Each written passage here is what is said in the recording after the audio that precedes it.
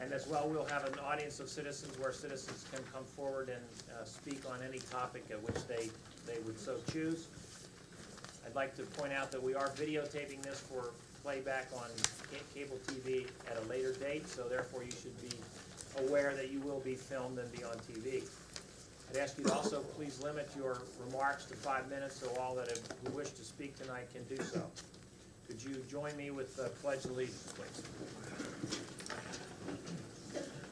I pledge allegiance to the flag of the United States of America and to the republic for which it stands, one nation under God, indivisible, with liberty and justice for all. Thank you.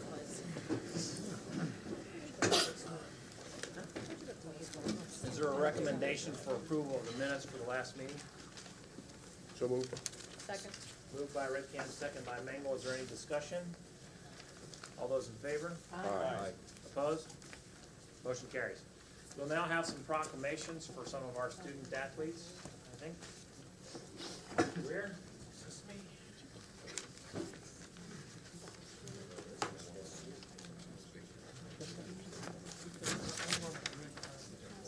Look at Dennis Kelly.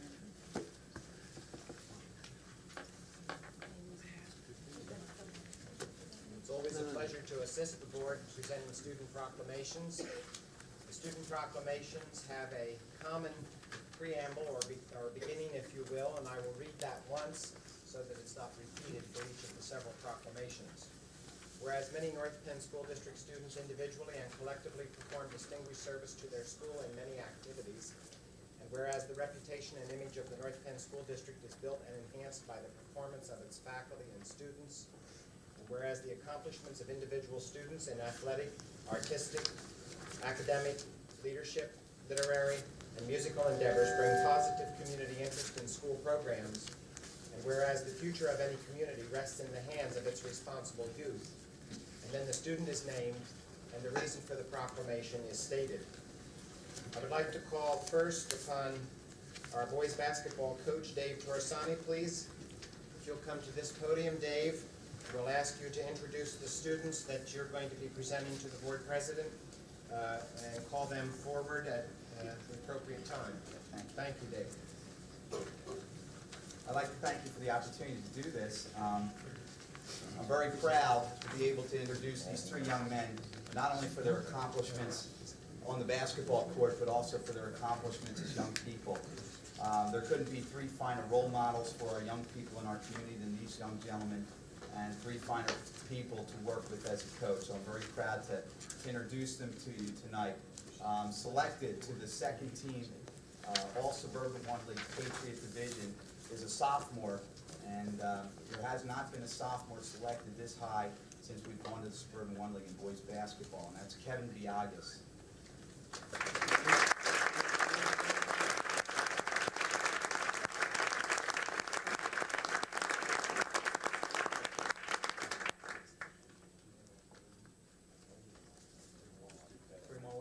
Okay, also selected to the second team, junior Jody Johnson.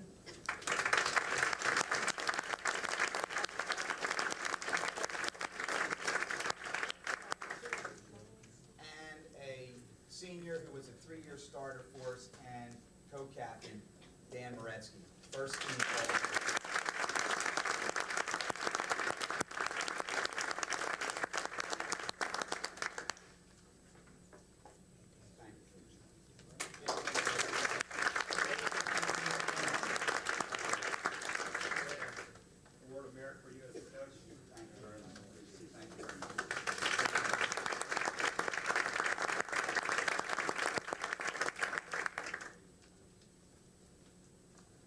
Group we'd like to recognize for girls basketball is Jim Crawford, the girls basketball coach present this evening. I would like to introduce the members of the recognized first team, Suburban 1 League, All-League Basketball Patriot Division Selections first team, Marcy Wetzel and Yolanda Wisher.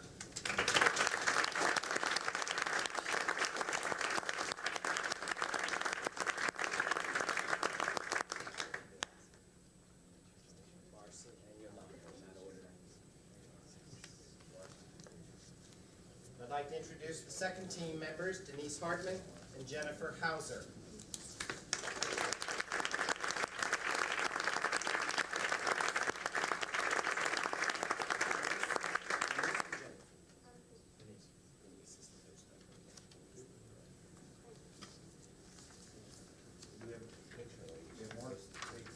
Not basketball for girls, no. All right.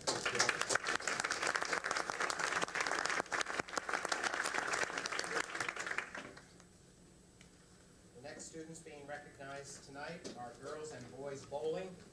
The coach, Ron Jaros, is here this evening to introduce first the members of the girls bowling team, if you would, please. Ron?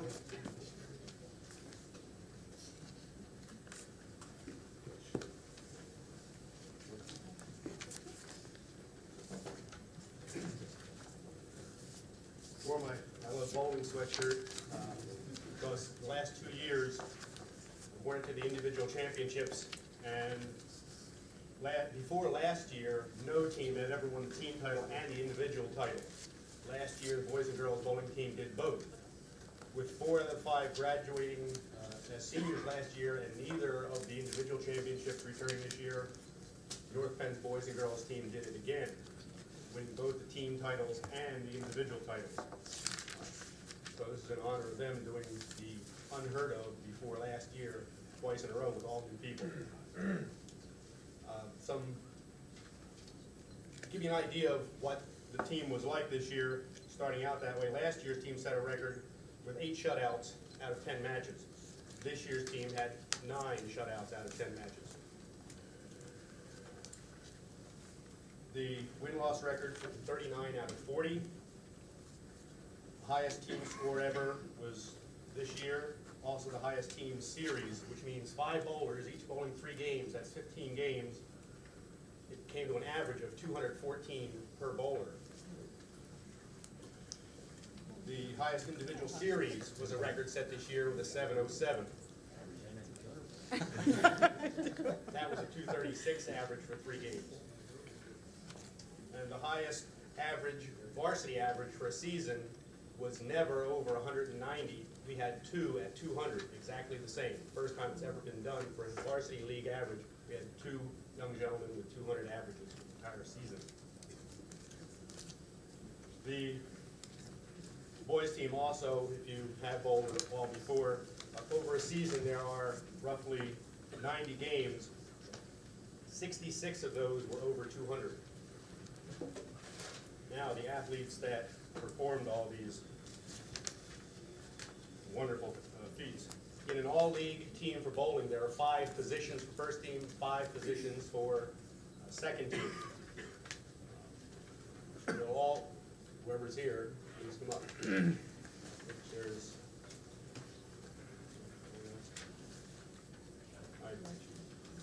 quickly, for the girls who received all the candidacy, Angela Townsley was second team, 5th position. Diane Fitch, second team, 2nd position. Tara Kelly, first team, 3rd position. And Jen Ryan, first team, 1st position. And the position is based on their varsity average. So if you're in 1st position, that means you were the best average, varsity average in the league that year. For the boys, Ted Sherba, who is not here, was second team, 3rd position. And I'd like to just throw something quickly here. Last year, the 2nd highest average in the league was a 183. And also remember I said there are 5 positions for all league teams in bowling. Tom Hartman was a 183 average, first team in 5th position. Jeff Earl with a 188 average, first team, 4th position. Brandon Bruno, 191 average, first team, 3rd position.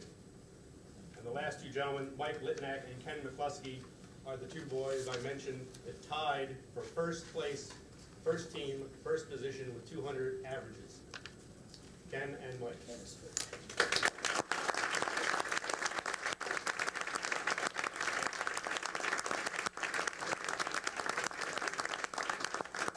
I'd also like to mention this is the first time, as far as I know, in any sport, anywhere, where the entire first team all league was from the same school.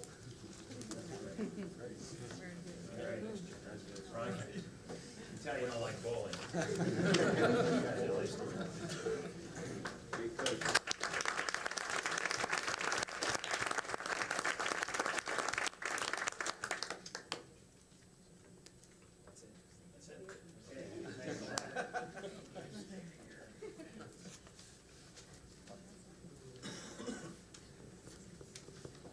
Come all the way around here. So now we'll take a 5-minute recess for all the board members and everyone to congratulate all the athletes.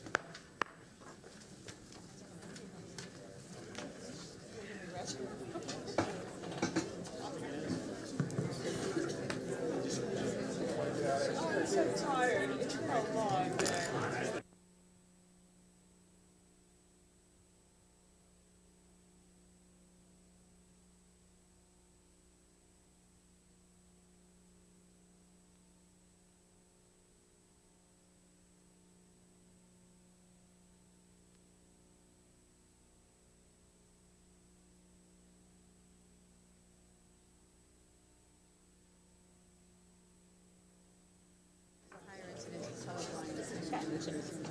We'll now begin the committee reports, facilities.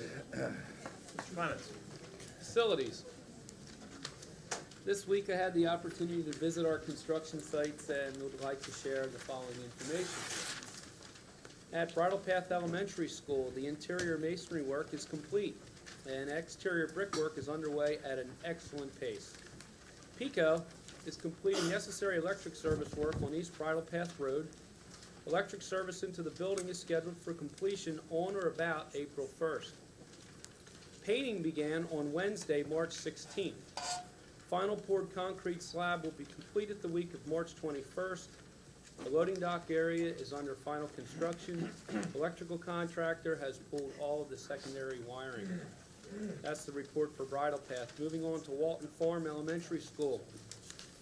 At Walton Farm, the interior masonry work has begun on the second floor. Exterior brickwork continues at a very aggressive pace. And in the last 2 weeks, over 95 yards of concrete slab-on grade was poured due to a mini invention of our facilities director, Mr. Art Wood. Bids for Allentown Road improvements will be awarded this evening. And Texas Eastern, that's the gas company, will begin pipeline replacement work on or about June 1st, 1994. Later on our agenda, under other business, the facility committee will recommend approval for students in grades 7 and 8 to attend Pembroke and Penfield Middle Schools, and for students in grade 9 to attend Penndale Middle School for the 1994-95 school year.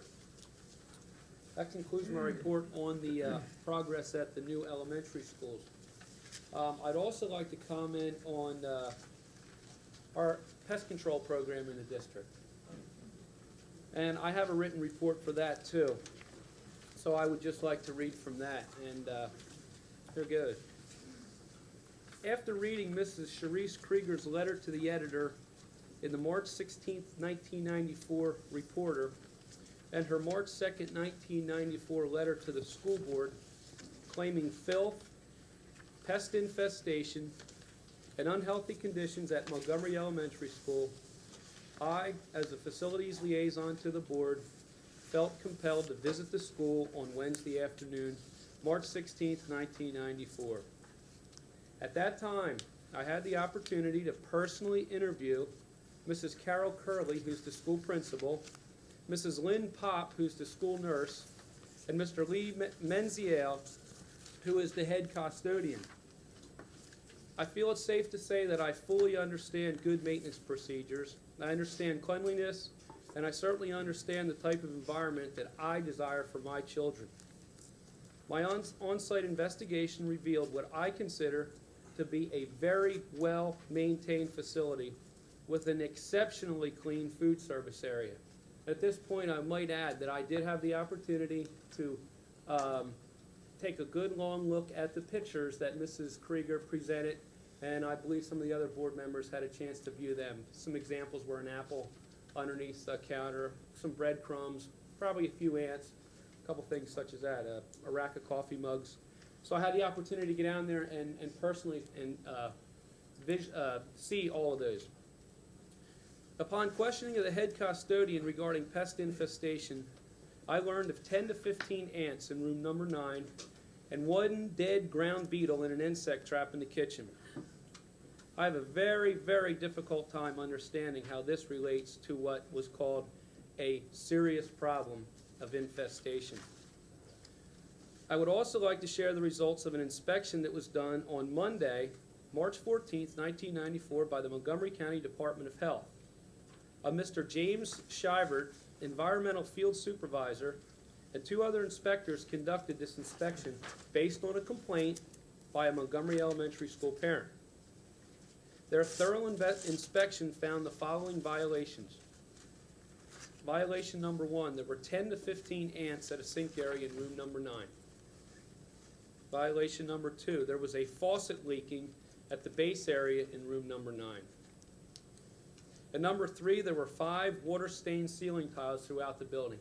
I say the tiles look, they're tiles like this, and there were some brown stains on them.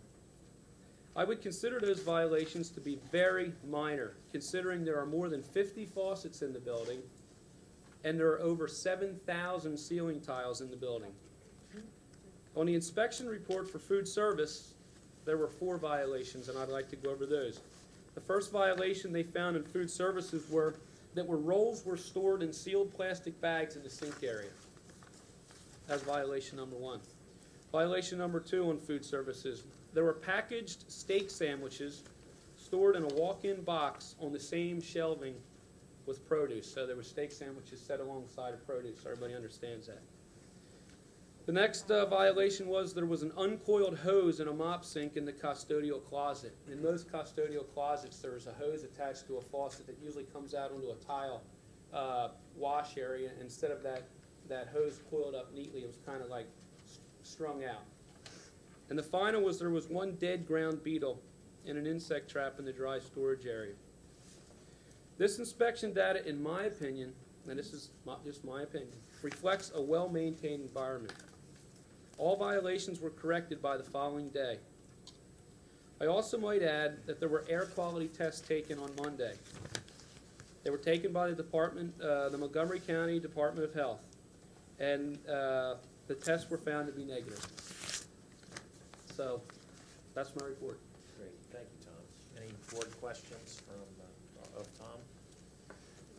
After we go through all the committee reports, those committees having recommendations for action will be done after the audience of citizens. We'll come back to them. Thanks again, Tom. Community Services, Bill Allen. No report. Elementary Ed, Terry. No report. Secondary Ed, Carmen.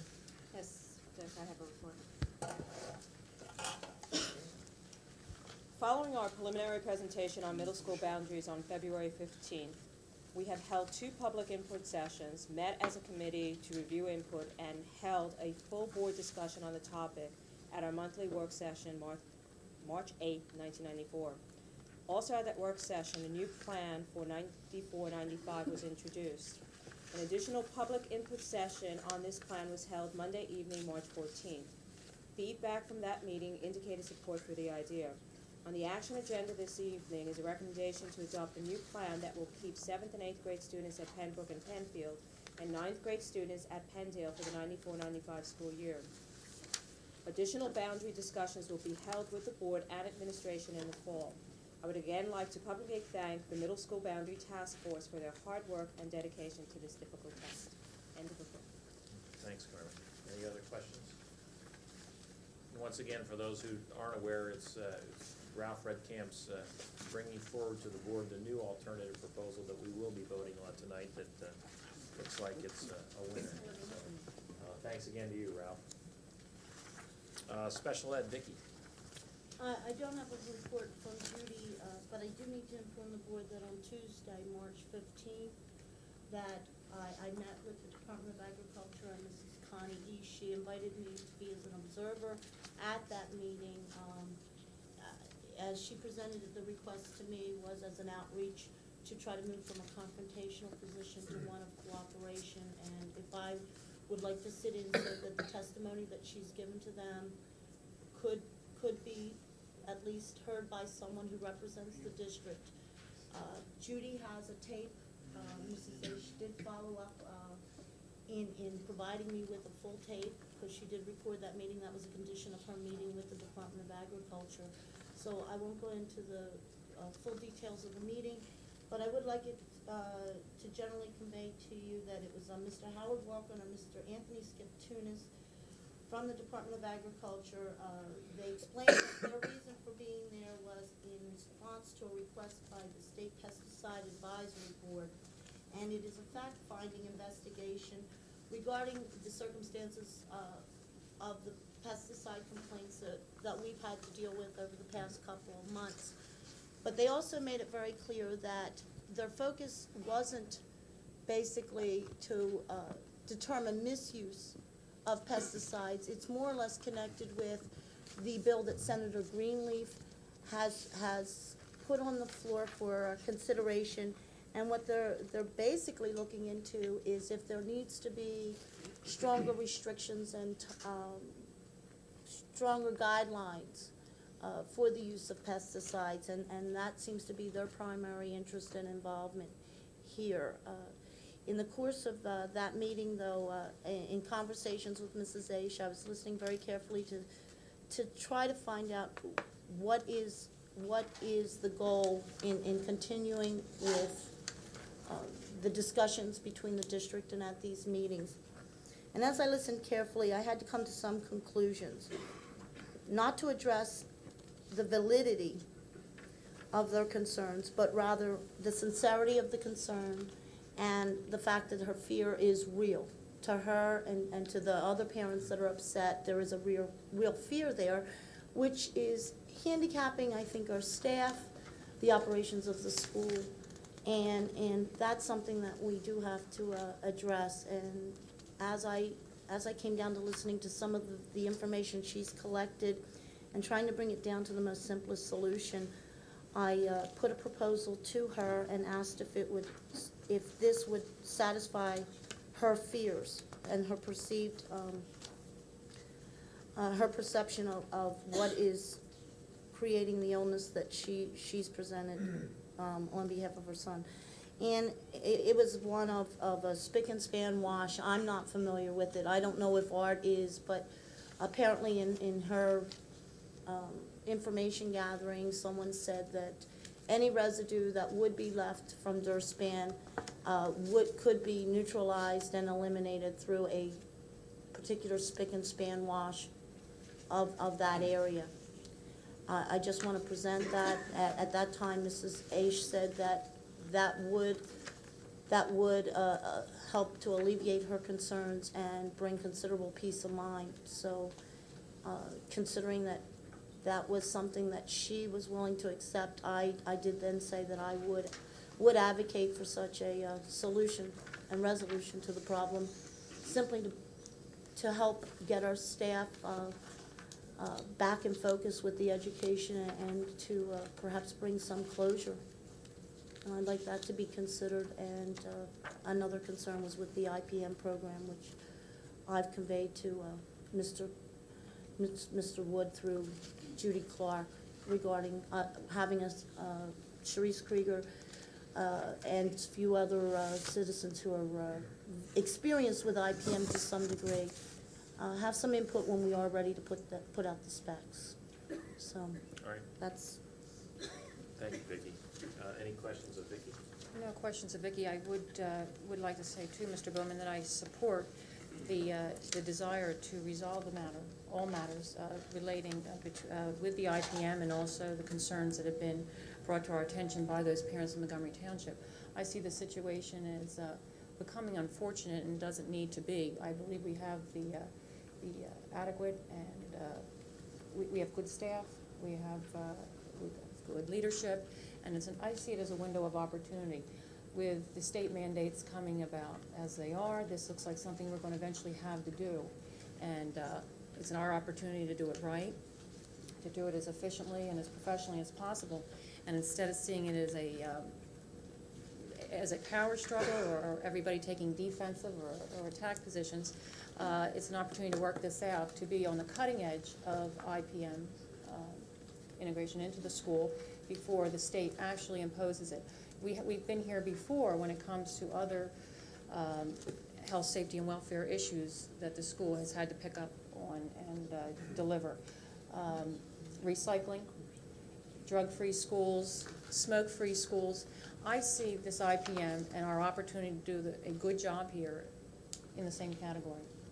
So I would like to encourage the leadership to continue to do as best they can to continue or to open up lines of communication between those parents at Montgomery and the parents that are showing leadership in this issue that they have there, and everybody working to resolve it. Thank you, Ms. Megan. Any other comments? Yes. I think if this spick and span wash is an effective treatment for getting rid of the residue of the DIRSBAN, it seems a small price to pay for the comfort, for the alleviating the fear of the parents involved, for the comfort of knowing that we are rid of the toxins that produces or whatever, and also just for in a public relations sort of way, it seems a small price to pay, even if we're washing down all the schools. We're washing them anyway, why don't we just change brands for a little while? Yeah, it's, we had contact today with Dow Chemical regarding that recommendation, and that is not their recommendation. Their recommendation is to use a diluted bleach wash instead of an abrasive material.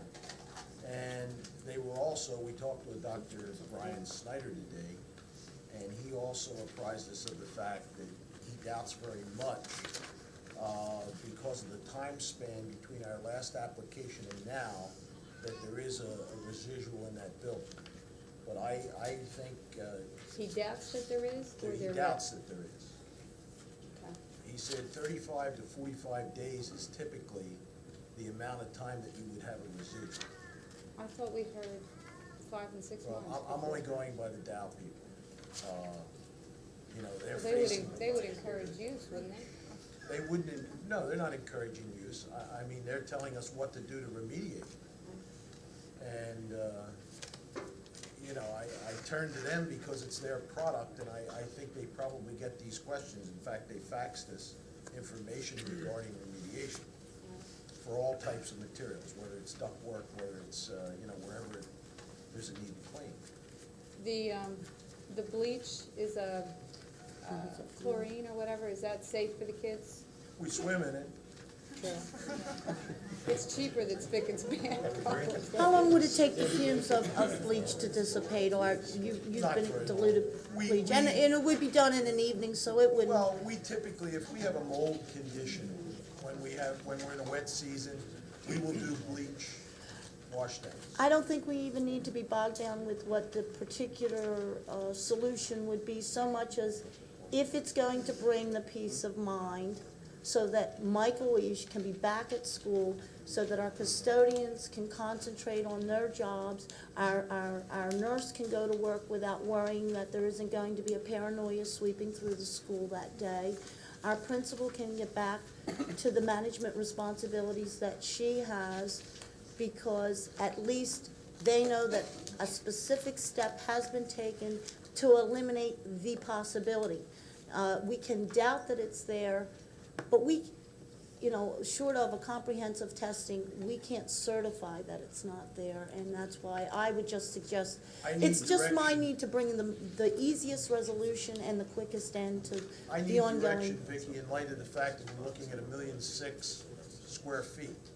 And that's a task that if we're gonna do one, do we do them all? I mean, someone needs to give me that direction. At this point, I basically have heard most of, it's been pretty isolated, has it not, to Montgomery Elementary at this stage. It wouldn't be, you know, it's basically been isolated to that school, and as far as I know, to that particular classroom. Well, the classroom, there's I never mean, been. this will be up to the board. I would say that we are cleaning these rooms anyway.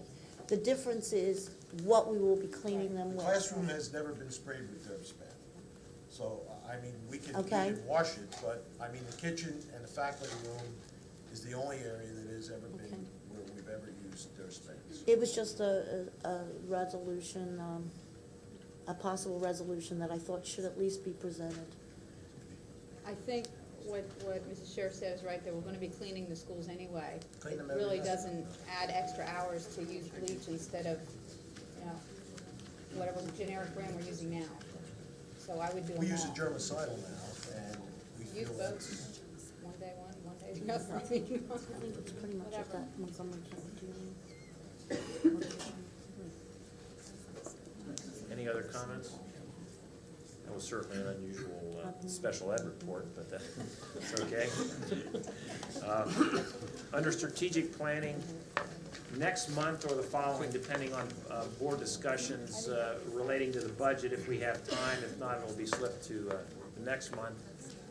We'll lay out the focus areas for the strategic planning for the district and some time-phased efforts that we're going to do, and hopefully where we can hone in on it, where we're going to spend the efforts doing strategic planning initially, and how we're going to tie things like curriculum, which we're already doing planning for, into our strategic planning for the district.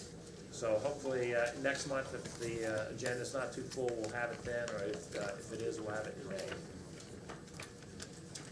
Any questions? Okay. Support services, David. No report. Okay. Finance, Ralph. Yes, at the March committee work session, we announced the calendar for reviewing the 1994-1995 general fund budget. The key dates, the first 4 dates when the budget will have its first review are Tuesday, April 26th. The next session is Thursday, April 28th.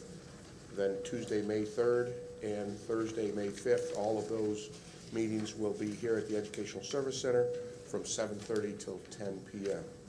In addition, we discussed on the March 8th the issue of an earned income tax and announced that Berkheimer Associates will be developing at no cost to the district revenue estimates and some estimates of people that are already paying it to other municipalities. That report should be available to the board by the April committee meeting. End of my report. Thank you, Ralph. Any questions of Ralph? We'll all be here those days, right? Personnel, Mrs. Mabel. Yes, Mr. President, we have some good news and we have some disappointing news. Later on in the agenda tonight, we have personnel items that will need to be covered. We are proud and excited to be recommending a principal for North Wales Elementary. We will also be recommending the retirement for Mrs. Jones Stale, principal at Penfield Middle School. There's also a recommendation for an interim principal at Penfield, recommendation for interim supervisor of the gifted, and also our Dr. Sandra Mangano will be interim assistant principal up at the high school.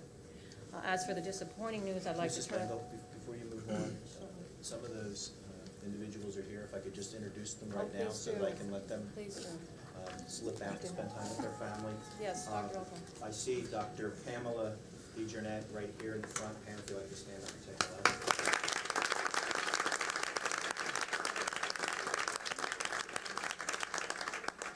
Pam will be coming aboard in August, but we'll be spending some days between now and August here in the district.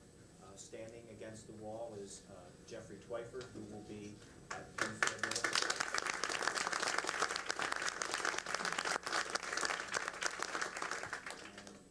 Mrs. Mangle indicated that going to the high school as an assistant principal for the remainder of the year would be Dr. Sandy Mangano, and Sandy is here.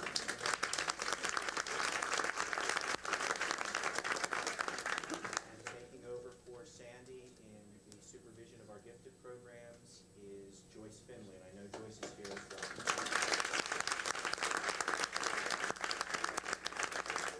Thank you, Mrs. Mangle. Okay, and the disappointing news I promised, I'd like to turn over to Mr. Fred Schmidt, our chief negotiator and spokesman for the negotiating team. Thank you, Mrs. Mangle. The board negotiating team had a meeting with the mediator on Tuesday evening, and I wanted to bring the rest of the board and also the community up to date on that meeting. If you will recall, and I know you will, the board last met with the NPEA on November 3rd, 1993, at which time the board presented a final offer. That final offer represented a significant change from the board's previous offer. The NPEA negotiating team rejected the offer out of hand. At the board's request, the NPEA leadership was asked to take the offer to the membership. The leadership did in fact take the offer to the membership, but they did so with the recommendation for rejection. The membership rejected. The board made it quite clear to the NPEA negotiating team at that time that the offer was indeed final and that the board would not be back. And I'm sure by this point in time everybody is familiar with what the board's offer was. In December, I was contacted by the mediator, who told me that she had been contacted by the NPEA's chief negotiator, Mr. Sandy Muir. Mr. Muir told her that the NPEA would like to meet with the board. The intent of her call to me was to set up this meeting. On behalf of the Board of School Directors, I agreed to a meeting for January 19th, 1994. However, it was made perfectly clear to the mediator that the board's offer was in fact final. Like so many other things in January, the meeting on the 19th was canceled due to snow. No other attempts were made by the NPEA to reschedule the meeting until late in February, when once again the mediator called to set up the meeting for March 15th, 1994. The same conversation occurred with the mediator, whereby she said Mr. Sandy Muir had contacted her to set up the meeting. I reminded her of the board's position. It was my assumption that since the association had not reacted in any way to the board's November offer, other than to reject it in its entirety, their interest in meeting, first in January and finally Tuesday the 15th, suggested that they were prepared to make a counteroffer. I began this report by saying the board negotiating team had a meeting with the mediator, because that's the only person we met with, except for about a 5-minute meeting that we had between the mediator, Mr. Sandy Muir, Mr. Gary Miller, and me. And this short meeting concluded the evening. At this time, during that meeting, the mediator suggested to Mr. Muir that perhaps there was a misunderstanding regarding the cost of benefits and what's actually included in the board's offer. She explained that the employee contribution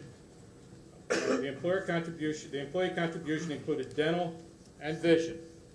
Mr. Muir said he knew that. The mediator went on to explain that the board's proposal was $43 a month, not $60 a month as they keep reporting. Mr. Muir said he knew that. I asked Mr. Muir if the NPEA was prepared to offer the board a counter proposal, and he said no. I asked him why we were here then, and what was the purpose that the NPEA called this meeting for. Mr. Muir responded that the law required us to meet.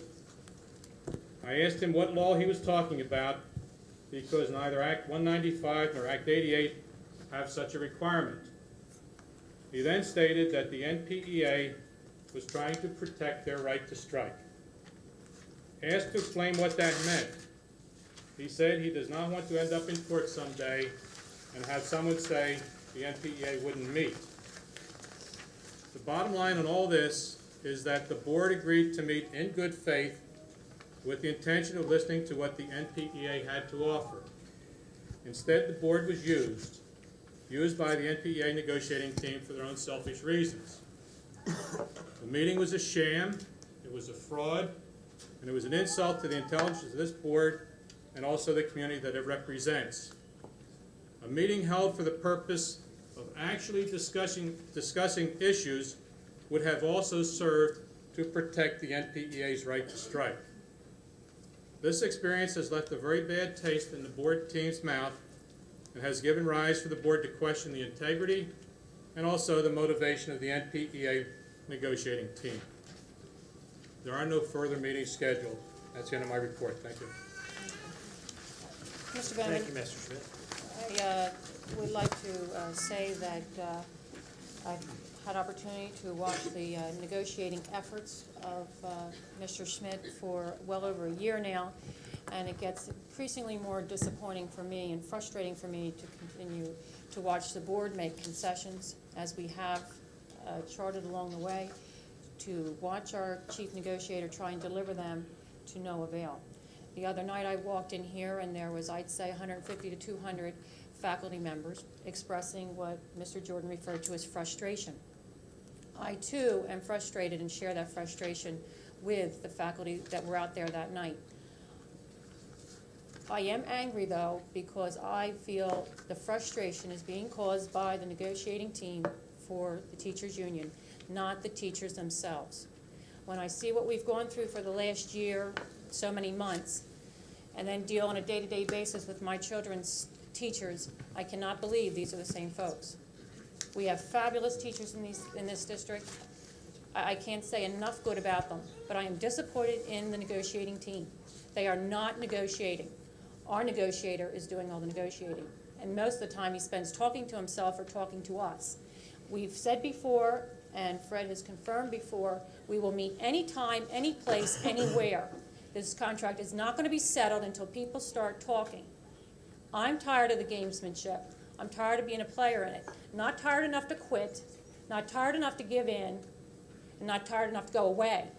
But once again, and I believe it's still true, we will meet anytime, any place, anywhere, and I'm sure Fred will confirm that. We want to get this contract done. There are students to move, there are buildings to build, and there are children to educate.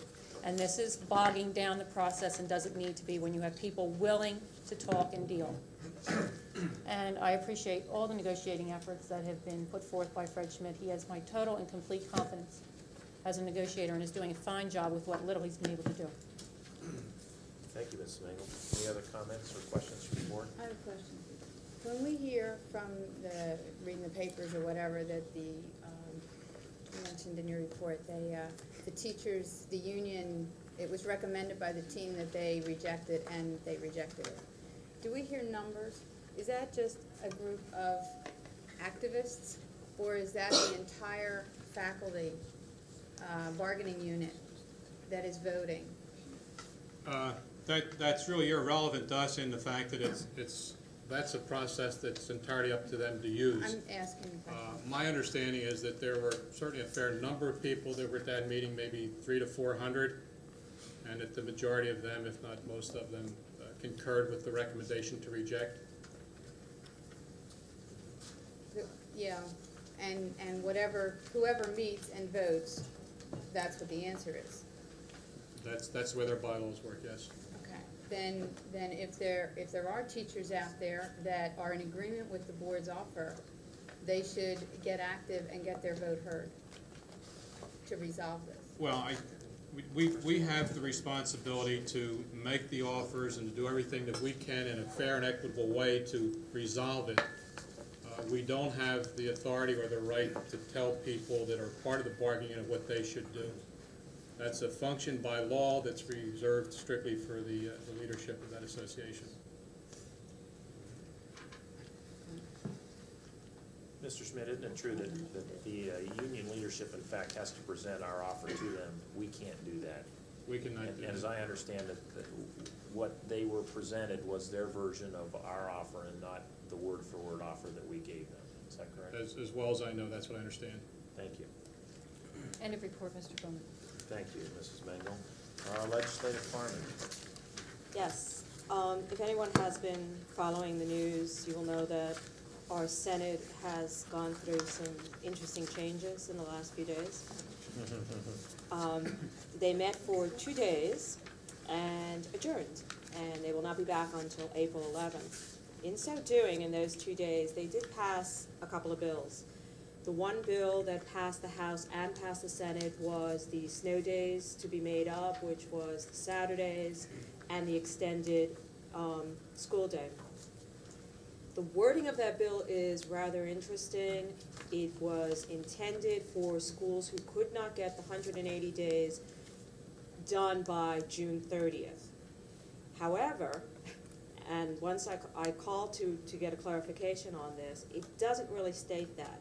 But the Board of Education is the one who says the final say as to whether, if you can make up the 180 days by June 30th, whether or not you are allowed to take off days.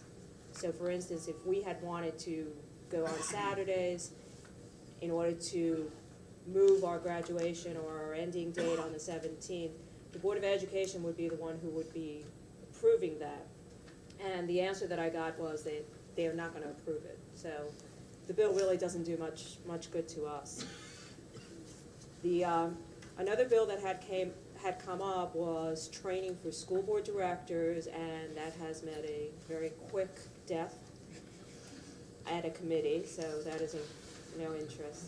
The Senate also passed a bill 997, Dennis, is that the right number? And I have reported on this bill before. It's the retirement bill and the amount of money that gets paid by the school districts. It included, the original bill included the amount of coverage by the state for the Social Security portion, the employer Social Security portion. The original one was supposed to be that the contribution by the state would be linked to our aid ratio. Luckily, one of the senators removed that amendment to the bill so that it is no longer there. It would have cost this school district an extensive amount of money, since we get very little money from the state, so we would be paying a heck of a lot of money. That will have to go back to the House, and that may pass within the next week or so. I also passed out to everyone a copy of the tax reform. If you had time to read it, it's interesting literature. It passed the House. It is now in the Senate. The Senate has managed to gut most of that bill. And they have added their own part of the bill. As of yet, I have not received a breakdown of that. I'd like to keep up on that and maybe get some direction as far as how we will approach this with our representatives. It has some very good merits in the fact that it does give relief to senior citizens. It puts a larger burden on personal income taxes, and it is a dollar for dollar reduction. If you increase the amount of money that you would be getting from the personal income tax, you would have to decrease the property tax in state. One of the questions and concerns had been that the money would be collected by Harrisburg. There is an amendment that the money can be collected locally. With that, I probably will put a call into the county and see what the county is doing, because they're also included in this tax reform bill. All of us at the Montgomery County State Legislation Committee feel that, and whether true or not, that if Harrisburg gets our money, we won't get it back. So, the next thing, and this is a lengthy report. That's good. Everybody got the budget, I hope. And it looks really nice when you look at the special ed until you realize what they have done. What they have done is the state has taken the early intervention money, and instead of paying it directly to the IU units who provide the care, they are now giving it to the school districts and telling the school districts that they will now have to pay and provide for those services, however they want to do that. This happened, several years ago, Judy, with special ed on some of the other things. And what normally occurs is when the state decides that the school district is responsible for the funding of things, the next budget, that money is decreased substantially. So we end up putting an incredible amount of money. At our meeting last night at the Montgomery State Legislation Committee, we drafted a resolution that hopefully I will get a copy to everyone, and we will maybe put in our agenda for the committee meeting in April. What that resolution is, it states that we do not want this change, that we do not want the burden of funding that to be put on the school districts, that we have enough on our plate as it is, and that it breaks a promise made to us by the state that they would cover this completely and not put the burden on the school districts. Along with that resolution, we are also contacting all our legislators. The increases in the budget are minimal. We do get a small amount, and it's basically doesn't really cover our increase in population, so it's kind of a wash as far as that's concerned. If you really want to look at the budget further, it's an interesting piece of document. Most of this will not be settled or or resolved until May. So we have some time to get to our legislators about how we feel about the early intervention.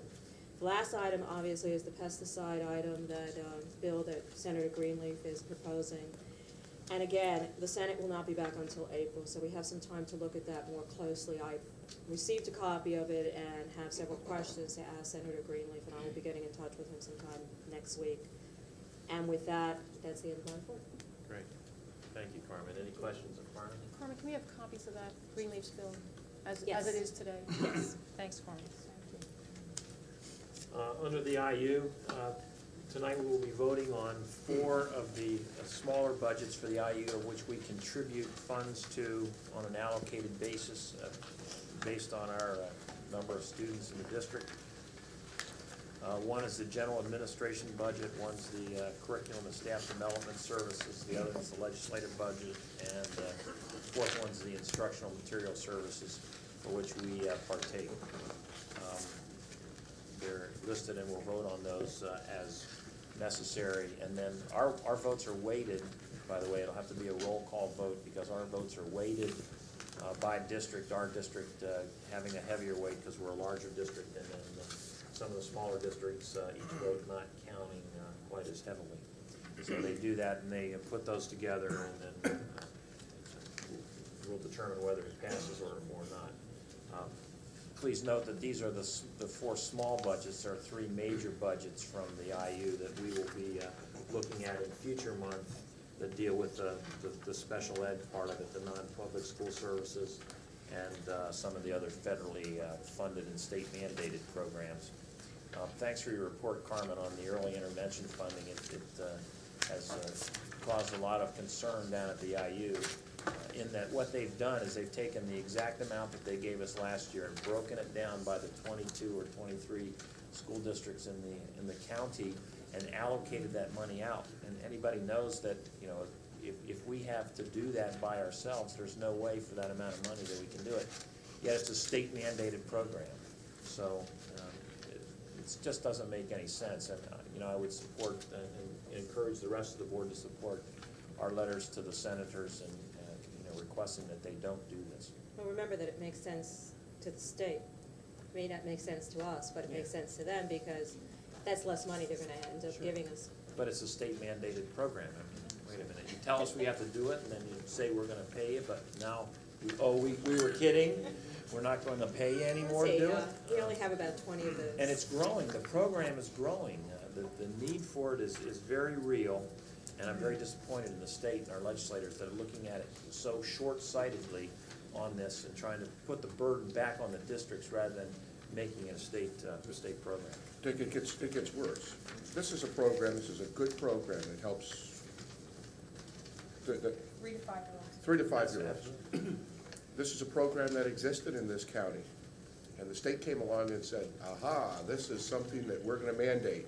And they mandated it, but don't worry, we're gonna fund it, and the money goes straight to the IU. And now special education funding gets in trouble. Last year, the IU suffered because there wasn't enough money. And so this year, voila, the mandate stays, the money gets split up. It wasn't enough last year. I don't think it's gonna be enough this year. It's gonna get less next year. It's gonna get worse. A classic example of how we get tailed with a mandate. We were doing this before. It's a good thing to do. Now we've got the mandate. We've got all the rules, we've got all the restrictions. The only thing we don't have is the money to run the program. And I think it's a classic problem with state mandates. Mr. Reckamp, if I can add, I was in a meeting today of the business managers. The shortfall at the IU is $800,000. The program costs $4 million, and they only were being reimbursed $3.2. So eventually, the districts will be forced to pick that up. And next year, it's only 3.2 also. That's right. Money's tight all over, but certainly if the state's going to mandate something, they should fund it. And I think this was something that everybody was irate about. It's bad enough that we've got maybe about 15, 20 mandates that we don't get any money for and we have to fund ourselves, let alone one that is supposedly, you know, that does do a lot of good and certainly can't be shortchanged. When we were discussing it, we were discussing that in our school district, we've managed to pick up some and keep things within our own boundaries. However, there are other school districts in this county that can't afford that. There is no way that they'd be able to foot the bills for early intervention, and yet they would be forced to by this budget. So it's a big fight, and it's certainly something that Montgomery County certainly is going to be fighting. The whole Region 11, which is our 4 counties, Delaware, Chester, Bucks, and Montgomery, will also be fighting it substantially. The problem for us is we're not talking about small numbers here. This year alone, we're transitioning 45-year-olds into the district that were in early intervention programs. That's just the ones coming to us. It doesn't tell us how many are even below. So we're trying to figure out the impact, but we're talking about large numbers of kids where you have another district that may have a handful. We're talking about 40 alone that are coming forward this year. Between 3 and 5? These are the 5-year-olds that are transitioning to us this year that were in the early intervention. And we're not even talking about the 4-year-olds and the 3-year-olds. Those numbers are yet to be determined. Dick, you mentioned that the funding was the same as it was last year that went to the IU, but was divided up between the districts and the county. Yeah, this year, Is there if they're any proposing to do that. Is there any possibility of forming an alliance with the other districts in the county so that money goes back to the IU and essentially a lump sum to be able to try to cover Doesn't make those any services? difference. Now we're responsible for the shortfall instead of the state. Yeah. That's how they can That's get the it. trick. See, now the 800,000 is gonna come from somewhere, and we're the biggest district, so it's gonna be a big part of our pie to pay for it. It's the There's exact nothing same stupid about it. it's the exact same strategy that the state did with special education funding for the IU. Next month, Judy will come forward and go over the IU special ed cost plan. The state used to pick up all of those costs. Now, we get the money and we have to buy the services from the intermediate unit. And it's costly. And it's very costly.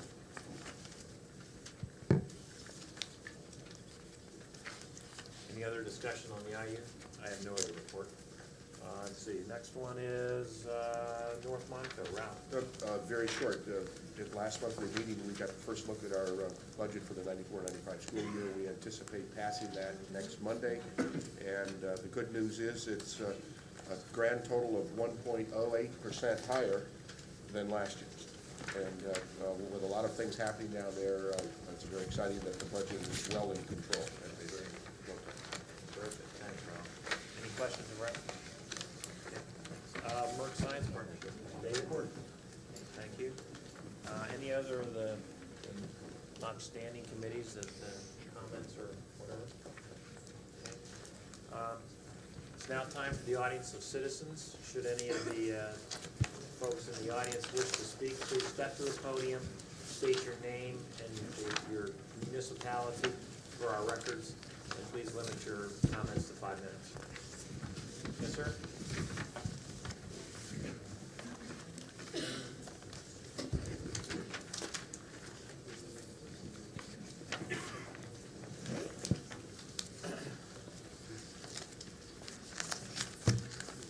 My name is Joe Silvestrini. I'm a resident of Upper Gwinnett Township. For the past 18 years, I've had my own company. My company's called Pest Control Technicians.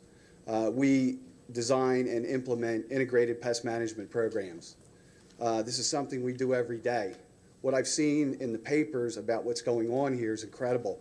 I've never seen an integrated pest management program that contains so much angst. These programs have been operating for years. They do work very well. I want to challenge all the combatants, and I mean that word literally, about what's going on with this thing, to take a step back. You now have the Department of Agriculture involved in settling this dispute. You've got the best people there are helping you to settle that dispute. That's not going to work unless everyone is willing to reach some kind of compromise on this. And there's going to need to be some compromise. In listening to the comments about the use of doors ban and decontamination of doors ban. Doors ban is a widely used pesticide. No question about that. It's used for termite control work as well as general pest control services. If doors ban accidentally contaminates a well, that well can be decontaminated. So we're talking about an extreme situation where the material can be dealt with in a way that's not going to cause harm. It won't continue to keep that well contaminated. What I'm hearing is a lot of things getting kicked back and forth. I want everybody to remember that science needs to get involved with this. There's a lot of hysteria involved with it. The sanitation thing that I read about in the paper. My company does just about all commercial pest control work, from food processing plants, restaurants, hotels, multi-family dwellings, that sort of thing. Sanitation's a big part of it. But in commercial kitchens, where food's being prepared on a large scale, things do fall on the floor, things do wind up in corners and things like that. The important thing is that people are watching for that and that it's communicated. If I go into a facility that's in operation and I see food under a counter and I know they're operating, that's not a legitimate judgment as to the sanitation of the place, because they are in operation. You have to ask yourself the question, do you want somebody pushing a broom and sweeping up while there's food exposed and people are preparing food? I don't find that to be something that's very appetizing for me. But you have to give the people a chance to do their jobs. As a matter of reference, I brought us 2 articles that have been published about work that my company has done. The most recent in Pest Control Magazine in the February issue. We treated a home for termites where there was a case of hypersensitivity. These things can be done. They're not as difficult, and certainly shouldn't cause the problems that we're experiencing right now in this district. I came here pretty much on my own volition because I've been following this thing through the newspapers and think that it's absolutely ridiculous. I'm going to challenge everyone to take a step back, let the Department of Agriculture intervene. Let them guide you, because they know what they're doing. Part of their guidance is going to be what the manufacturer is going to be talking about. So I want to tell you now that some of the things that you're going to have to deal with might be things that you may not want to hear, but let them in. They're the people that are going to help you out. You've got an avenue to resolve this, and I hope it'll be resolved quickly. Thank you. Thank you very much.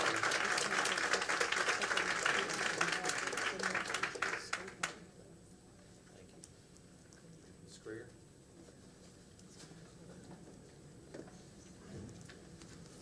Good evening, members of the board and audience. My name is Sharice Krieger. I'm a resident in Montgomery Township. I have 2 children at Montgomery Elementary School. I came here tonight for a couple of reasons. I felt that I needed to come here tonight to clarify some of the district rumor mill feedback that I've been getting since I submitted my complaint to Mrs. Mangle on March the 3rd. I have some questions that I really need to ask of Mr. Wood, though, first. In regards to the contract that the board approved in January, in your recommendation, it states specifically that the IPM that the board was being asked to approve was going to follow the EPA guidelines. Has that IPM been implemented according to those guidelines? Okay. Then I need to just point out to the board, attached to that staff report on January 20th, the next page reads, Integrated Pest Management Guidelines. I assumed that those were the guidelines that Mr. Wood discussed in his recommendation. So I obtained a copy of the EPA guidelines. When I received it, of course, I began to read it. And what I found in your staff report is merely a verbatim transcription of only page 2 in the guidelines. I'd like to know what happened to the other 44 pages and whether or not this board was given this set of guidelines in which to make your decision on the IPM that was being proposed by Lansdale Pest Control. This is where my concern really began. In the proposal by Lansdale Pest Control, they state and mention specifically that sanitation was the #1 issue that needed to be addressed with an IPM, and they were right. When I started getting feedback from parents that there were ants in classrooms, children still going to the nurse with headaches, I decided to take it upon myself to visit the school March 1st to see if the IPM, in fact, had been implemented. I took a series of pictures March 1st between the hours of 8:15 and 8:30 p.m. Those pictures that I took on March 1st were in the kitchen. During the time I was in the kitchen, a Girl Scout meeting was going on in the cafeteria. I came back from taking pictures in a girls' restroom that was open, and the meeting had ended. When I went in, the cafeteria floor was dirty. I opted not to take pictures of the cafeteria that night to give the benefit of the doubt to the janitorial staff, figuring they would come and clean that. The next morning, at 8:30, I drove my children to school. I went back into the cafeteria. The same stains that were there the night before were there the next morning. I proceeded to my child's classroom, and only my child's classroom, with my two children. There were no buses yet in the lobby, and I took my two children with me to the classroom, and I took the pictures which I submitted to you. Those pictures on March 2nd were taken from 8:35 to 8:45 a.m. I cannot believe the feedback that I've been getting in relationship to this complaint. I am not out to bash this district. I simply would like this community to receive what the board approved in January. This board approved a 130% increase to the current contract holder. And at Montgomery Elementary School on March 1st and March 2nd, there was absolutely no evidence to me that an IPM had been implemented. Since that time, I have gotten feedback. I have been accused of having a separate agenda. I have been accused of spitting on the two state inspectors who came to my home to meet with us. I have also been accused of contacting that agency to stir up publicity for my separate agenda. I am here tonight to let everybody in this room know I love North Penn School District. I love my children. I fought hard in California to bring IPM to the San Diego Unified School District. You could be on the cutting edge in Pennsylvania by implementing a program before it's mandated by the federal government. That's all I would like to see happen. I apologize if my complaint offended anybody's ego. That was not my intention. The last concern I have before I sit down is that at the current time, it was explained to me that the IPM process at Montgomery Elementary School simply involves the teacher or employee who notices a problem with insects to report it to the head janitor. The head janitor then will contact either the pest control company.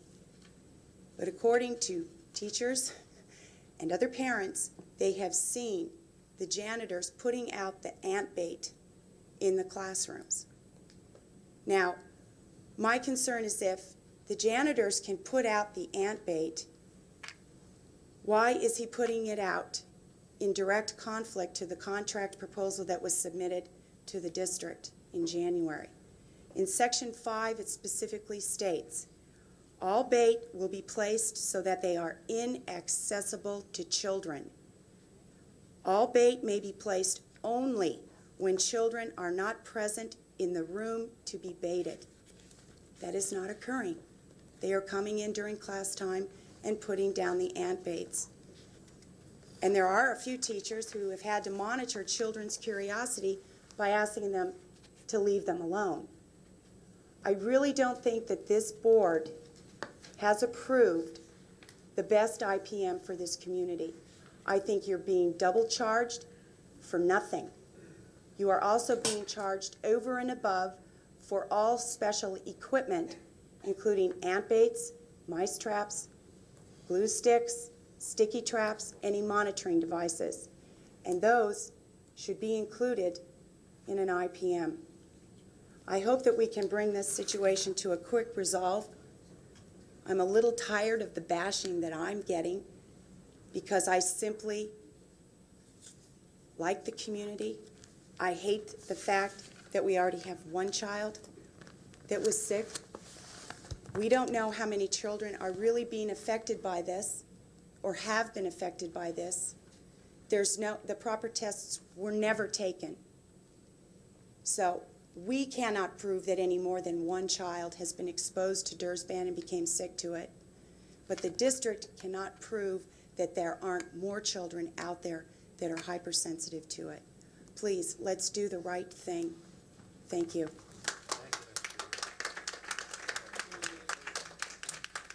Anyone else, sir?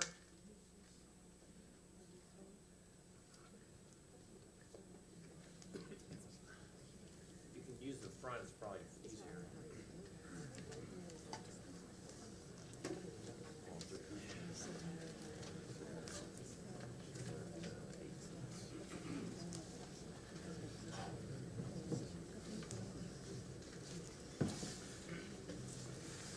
My name is Walter Cosmo. I live in Tolmanson Township. I was here a few weeks ago when I criticized the students in the halls. In the meantime, I was invited to the school to go through and observe what I wanted. That was through Mr. Bond's office. I asked if I could take somebody with me, so I took Bill Roman. This past week, we went through the halls, and what a difference. It's all in your favor. If you had to rate it, you'd get an A.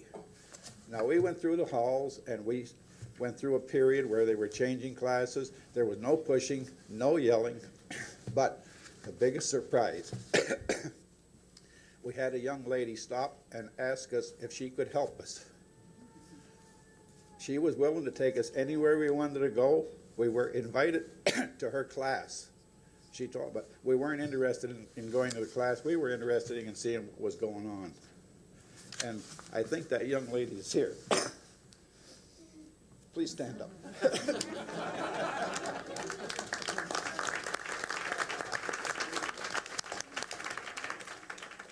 Now, one disturbing thing we found, and we weren't looking for this.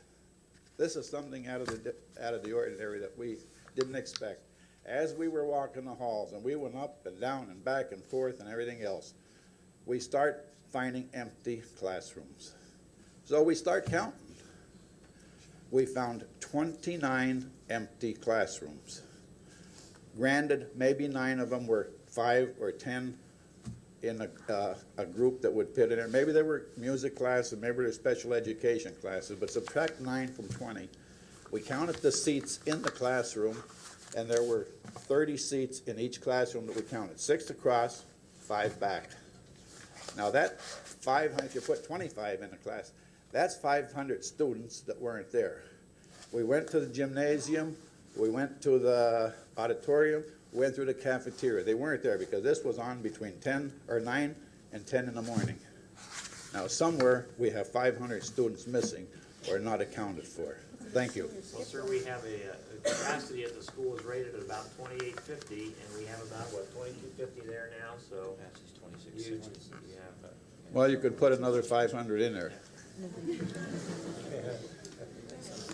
and we probably will pretty soon. Thank you, Mr. Kuzma. Anyone else? Yes, ma'am? June?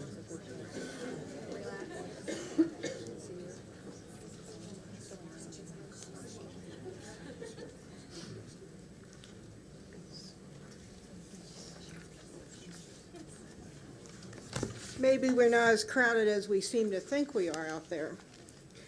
I'd like to discuss 2 serious matters, and they both affect hundreds of students. Could you state your name, please? June Yolkowski, Tolmanson Township. I'm very concerned about a building and grade realignment program over the past few years that is beginning to remind me of a venture being run by the Keystone Cops. We chase madly around, we bump into each other, and we're getting very, very little accomplished. What keeps this whole mess from being funny is that it's affecting the lives of hundreds and thousands of present and future students, and it's at great cost to the taxpayers of this district.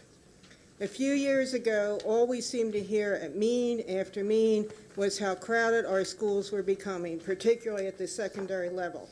We heard about modular classrooms that seemed to be something akin to third world classrooms. We came up with a plan to move the sixth grade back to the elementary schools solely to create space at Pembroke and Penfield and at the then junior high. There was no academic reason to move the sixth grade. Indeed, the 6-7 alignment seemed to be very highly superior, both academically and socially, to the students. The move was one solely for space. To move the sixth grade back, we built 2 new elementary schools at a cost, I guess, about $20 million.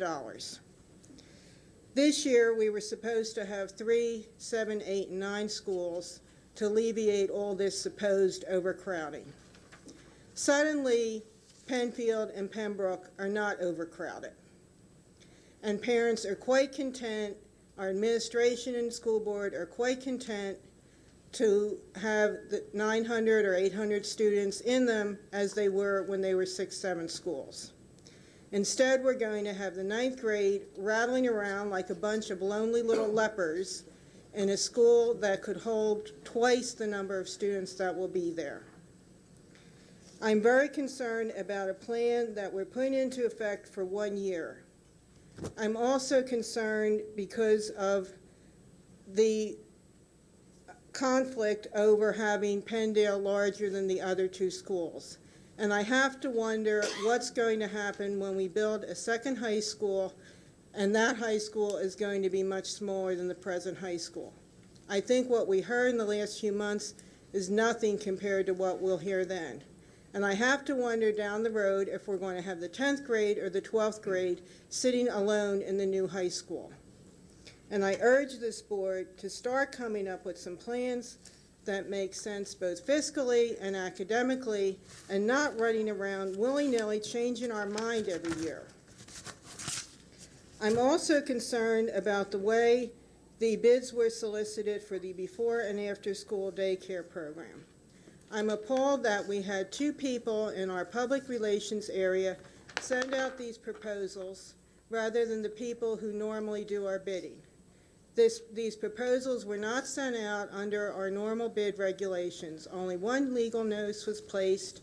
Bidders had only 11 days from that notice to submit bids, and we did not even go so far as to send out invitations to bid to the under 50 daycare providers in the Lansdale phone book. That would have cost us for stamps less than $20. I really have to question the sincerity of our effort to solicit bids to other providers when we take such a casual approach to doing so.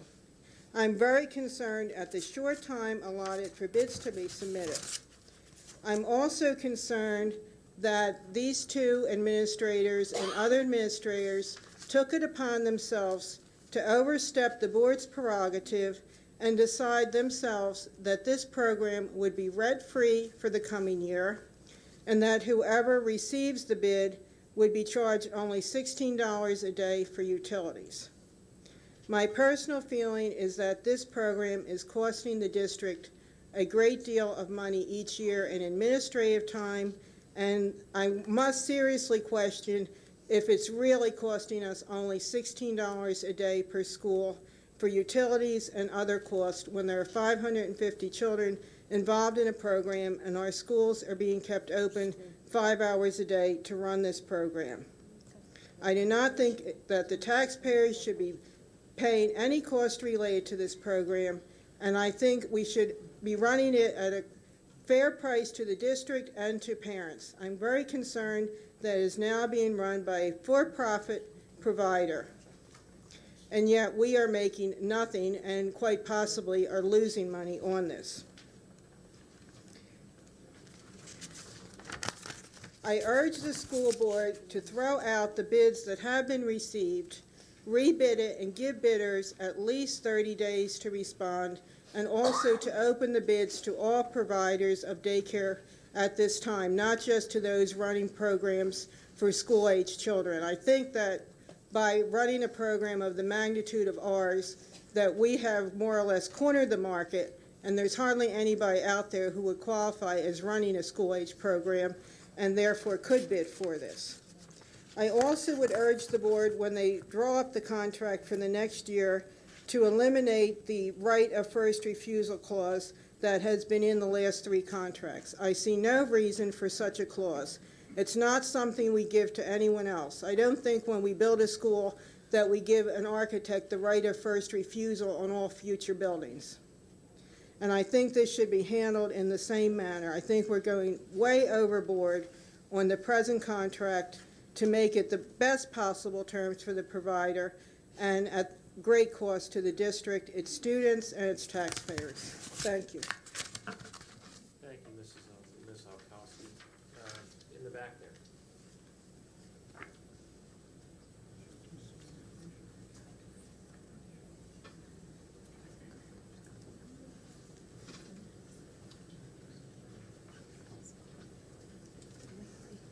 Hi, I'm Angie Shenton, and I'm from the Hatfield Township. I'm a student of Montgomery Community College, and I'm also a parent. And I would like to talk about the issue of the Montgomery Elementary School regarding the pesticide use. I have done some personal research on the company Lansdale Pest Control Incorporated. I have spoken to several firms that use this Lansdale Pest Control Incorporated, and the feedback that I have gotten has been positive. The remarks were they were professional, they were honest, and they were also efficient. I am disgusted with some persons who have wasted my time, your time, and parents' time, and also tax dollars for this inconvenience. Also, the people who feel and claim they obtain knowledge of the IPM program, I find it hard to believe that they show no value. But the people who are experienced in the IPM are the ones who have the hands-on. With factual information that I have received, that the Department of Agriculture and the Department of Health found no evidence of pesticide use in the Montgomery Elementary School. Also, hearing from representatives of the schools and the parents feel that the IPM program is working effectively. I feel there are more important issues right now, such as the North Penn High Schools for teachers, and the violence, and other issues that are more important that we should be paying more close attention to. In addition, I feel there's been showing some favoritism in another mention in your other few meetings that there have requested another pest control company. I find it to be a little shifty. I understand to my knowledge that Durspan has only been used twice in the Montgomery Elementary School in the past 7 years. And this is on my own research. I think it's really great that the school district has now turned to the IPM program. We are all wanting for a better environment, and I think it's great. Thank you. I'd like to know what information, please, because I haven't even seen it. Ma'am, stay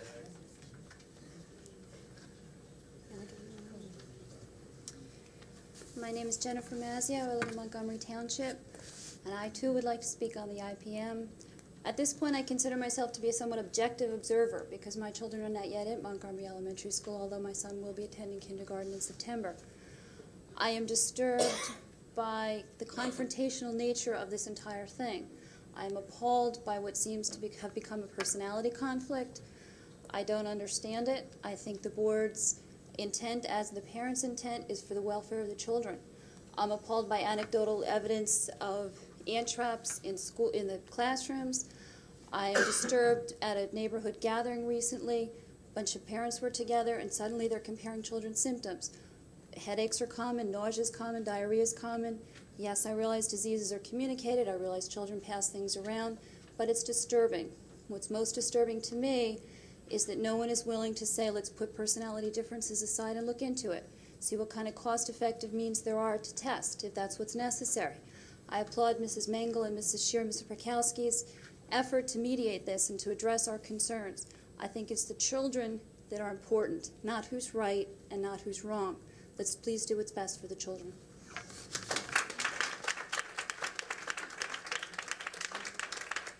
Thank you. Yes, ma'am?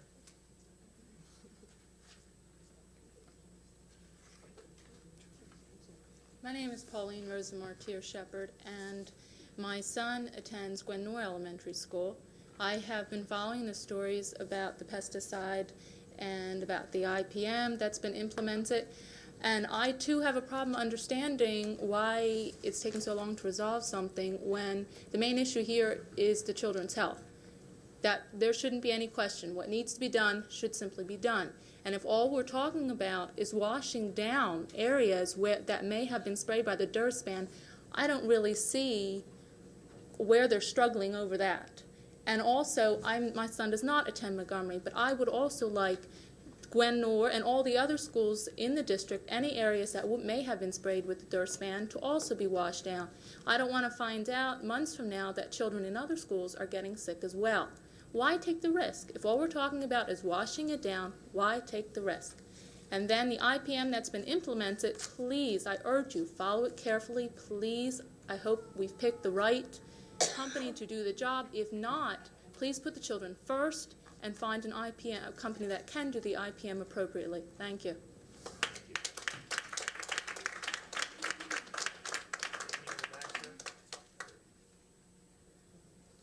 The man that was sitting there. Okay. Then you can be next, ma'am.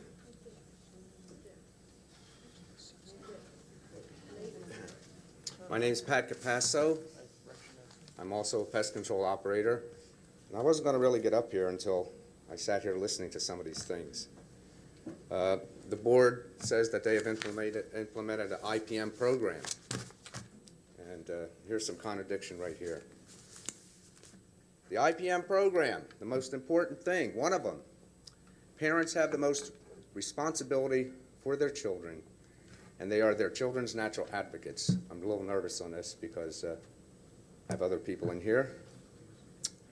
Parents' first school pest management responsibility is to learn about the IPM practices and follow them at home so that pests are not carried into school. But here's the important part.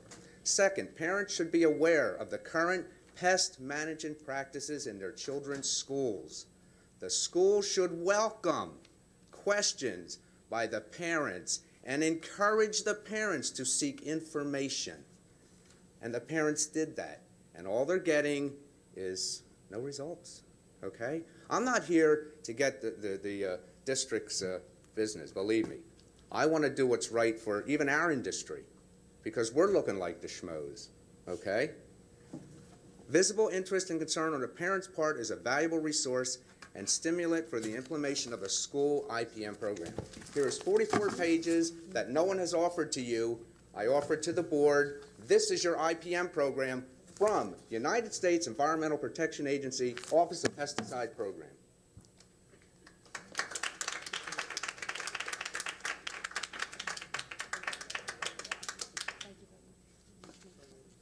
Thank you. Yes, ma'am. Board Secretary.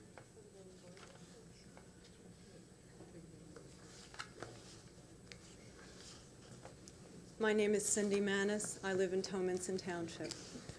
I also came to listen tonight on the Integrated Pest Management Program and the board's stand on that.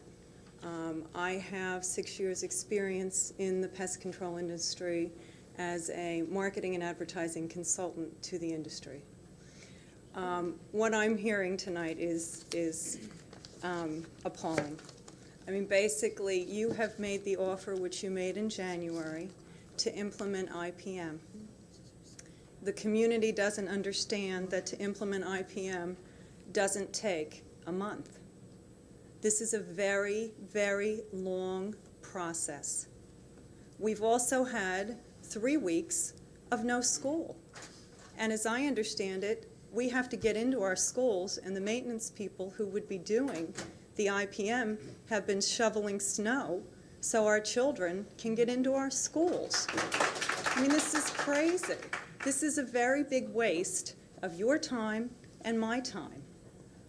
People use aspirin every day. I mean, aspirin is a very good example. We use it every day. It's a toxic chemical. It's the dosage of the aspirin that allows us to use it properly. And it's our education that we've been educated in how to use it. But yet we give our children aspirin all the time. People have died from eating a bowl of chili because it had nuts in it. and they were allergic to nuts, and they didn't know it. There is always going to be a sensitive child, and believe me, I have 3 children, 2 in the district, 1 who will be coming in. I have as much concern for anyone else as when something goes wrong with your child. There can be nothing worse. But I think that the board is taking the right steps, and that the community has to be patient to allow the time for these steps to be implemented. And if it means that the board needs to set up some kind of a way to talk with whoever are the concerned parties in the community, that's fine. But I truly do think that you're doing the right thing. You don't have to do this. It's not mandated yet. And that booklet that man said has not been offered, the board has. And I know that for a fact because I sent it to him. So the board has had that.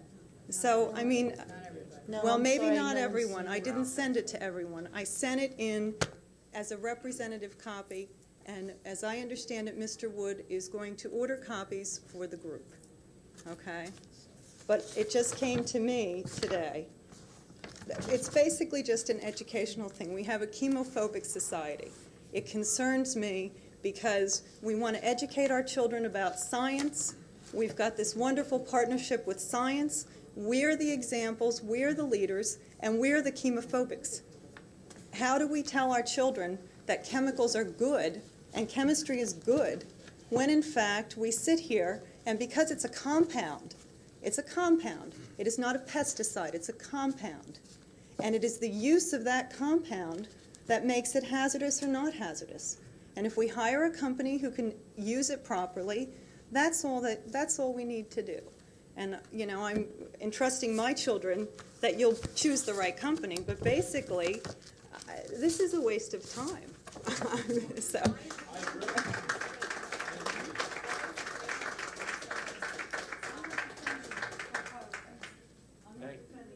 Thank you, Mrs. Manis. Any other comments? Pat?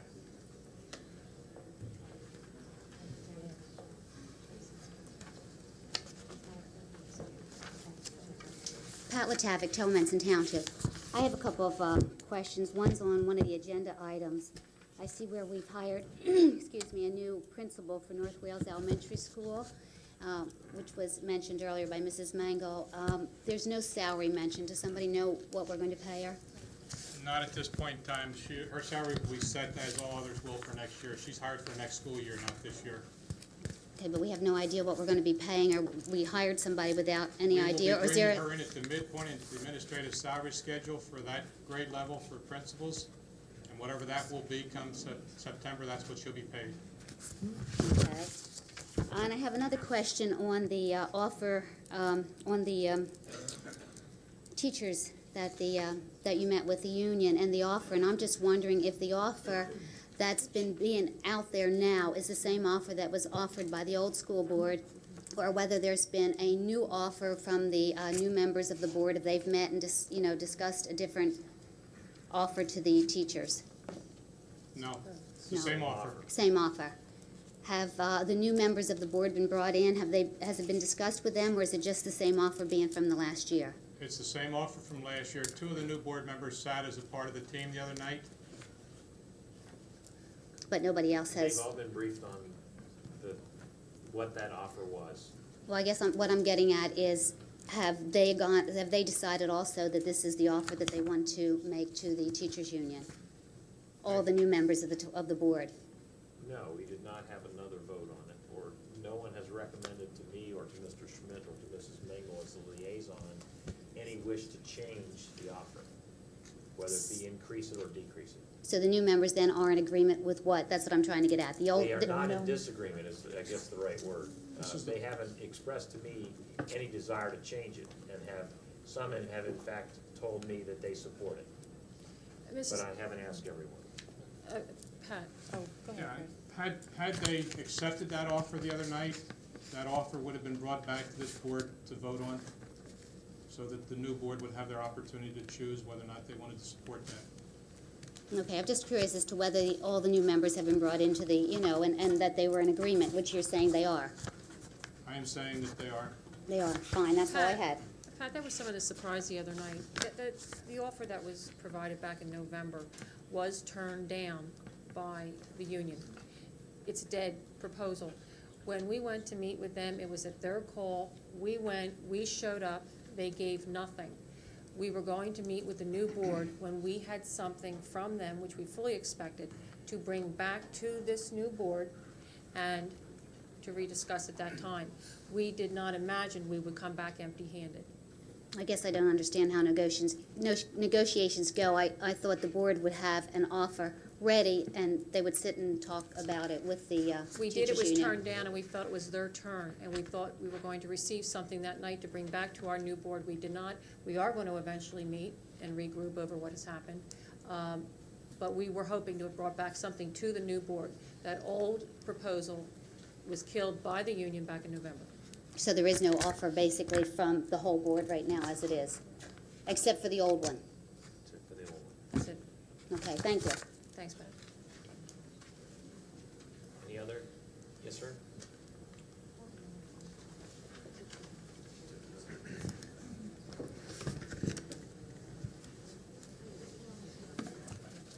My name is Steve Long, and I live in Montgomery Township. I have two topics. The first is the base program. People may have read recently there has been a small incident when my 6-year-old son mistakenly rode the bus home on a day when he was supposed to attend the base program. I am concerned about the way this incident was handled, in lieu of the situation that in this particular program as it is set up right now, Enrichment Workshop for Children's main office on Green Street is notified 1 month in advance of whenever a child is supposed to be attending the base program. In addition, they are also paid in advance for when that child is supposed to be in that program. It is apparent to me that the main office on Green Street does not communicate that information to the respective school sites. EWC does not have a grasp on the situation that they're currently involved with. They do not identify whether or not a child is in attendance, as the North Penn School District does in the morning. They allow a child to go home with anyone the child recognizes, whether or not the person is authorized to pick up the child. EWC does not check ID, nor do they ask or confront whoever is picking up the child. This sort of situation is what we wind up seeing eventually lead to milk cartons and items on unsolved mysteries. I'm further concerned about EWC as apparently they have lied about this situation to press and to authorities, and further that they did not report this incident to the authority for weeks afterwards. Reading the newspaper the other day, apparently they were quoted as saying that in their rebid, no material changes would be made to their system. Based upon that statement that no new material changes will be made to the system, I would like to request the board reject any bid from EWC. With respect to the integrated pest management, coming in on the tail end of things, I hear people talking about doors ban. I'm not sure if that's it. I'm not sure if it's not. It is obvious to me that we're all individuals, and just as we are all individuals, our level of sensitivity to items may vary. I have concerns about my own son having an allergic reaction or a neurological reaction possibly to some items in the school that was compounded, my beliefs rather were compounded when we had taken a week-and-a-half vacation to Florida and his symptoms had lessened. I don't know what it is. Is it something in the school? Is it something in my house? I don't know. This could be something as simple as the detergent used to mop up the floors. Any objective in an IPM is to be safety and satisfaction. Some of the items we have taken care of already in inspecting and identifying, and apparently they've done some of that. People have been monitoring it. The important items here are evaluating and choosing the appropriate method of control. If the tactic they're taking right now to do this spick and span clean works, that's fine, but let's not lose sight here of going back to the beginning and still keep on monitoring the IPM as it's been imposed. We're not talking about just one child. We're talking about all schools in the, all students in the school district. I would like to ask the school district to voluntarily create a directory of chemically sensitive individuals for those who wish to participate. The IPM, as established by the EPA, was done so with input from public citizens and parents in addition. They have indicated that parents are able to serve on advisory boards and oversee committees with school and government management. I would urge the school board to incorporate both citizens as well as parents of North Penn School District into an IPM. Thank you.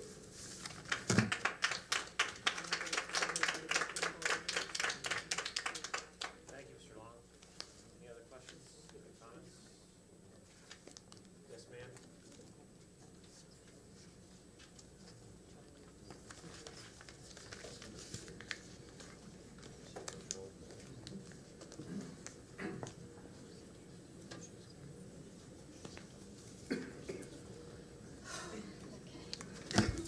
Hello, my name is Barb Kennison, and I live in Lansdale.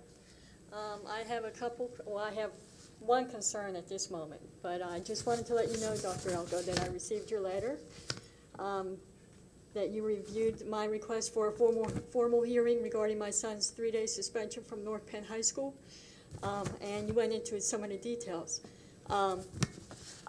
It says you are entitled to a formal hearing at the principal's level, and you are permitted to see the statements of the witnesses and cross-examine the witnesses. You may also request witnesses, but it is not realistic to request a whole class or to conduct this hearing in the classroom. Okay, I'm nervous, okay. I don't think you have the whole story, okay. The only people you spoke with was Dr. Venema, Mr. Fredericks, and Mrs. Dickerson. Okay, you did not ask my side of the story, and I know that, you know, when kids get suspended, you know, when I went to the school on the day that my son said that he had done something, I asked to see the evidence, and I was told at least 7 times no. Now you're saying 9 days after he had already been found guilty that he's permitted to see the evidence. There's been a breach of procedure. You know, his rights have been violated and my rights have been violated.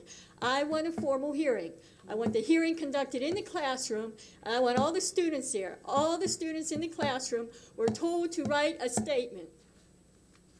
I want to see the statements, I want to see the students, and I want it in the classroom.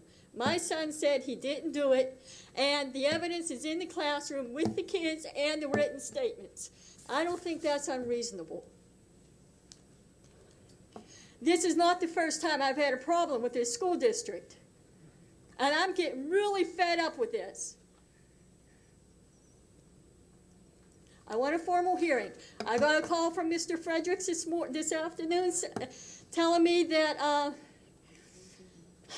that I can come in on Monday morning for an informal hearing.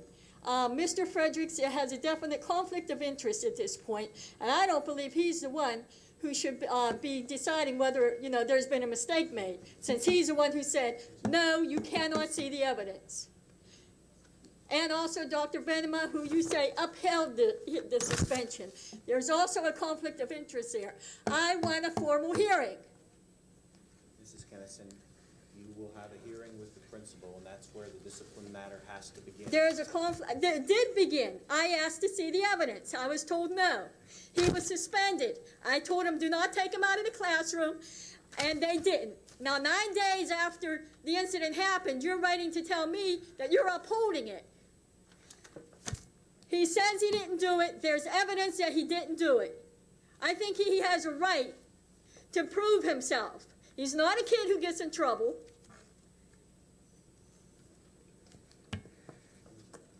Ma'am, you'll get a hearing. I want all the school board members there also, because not everyone on this school board is honest.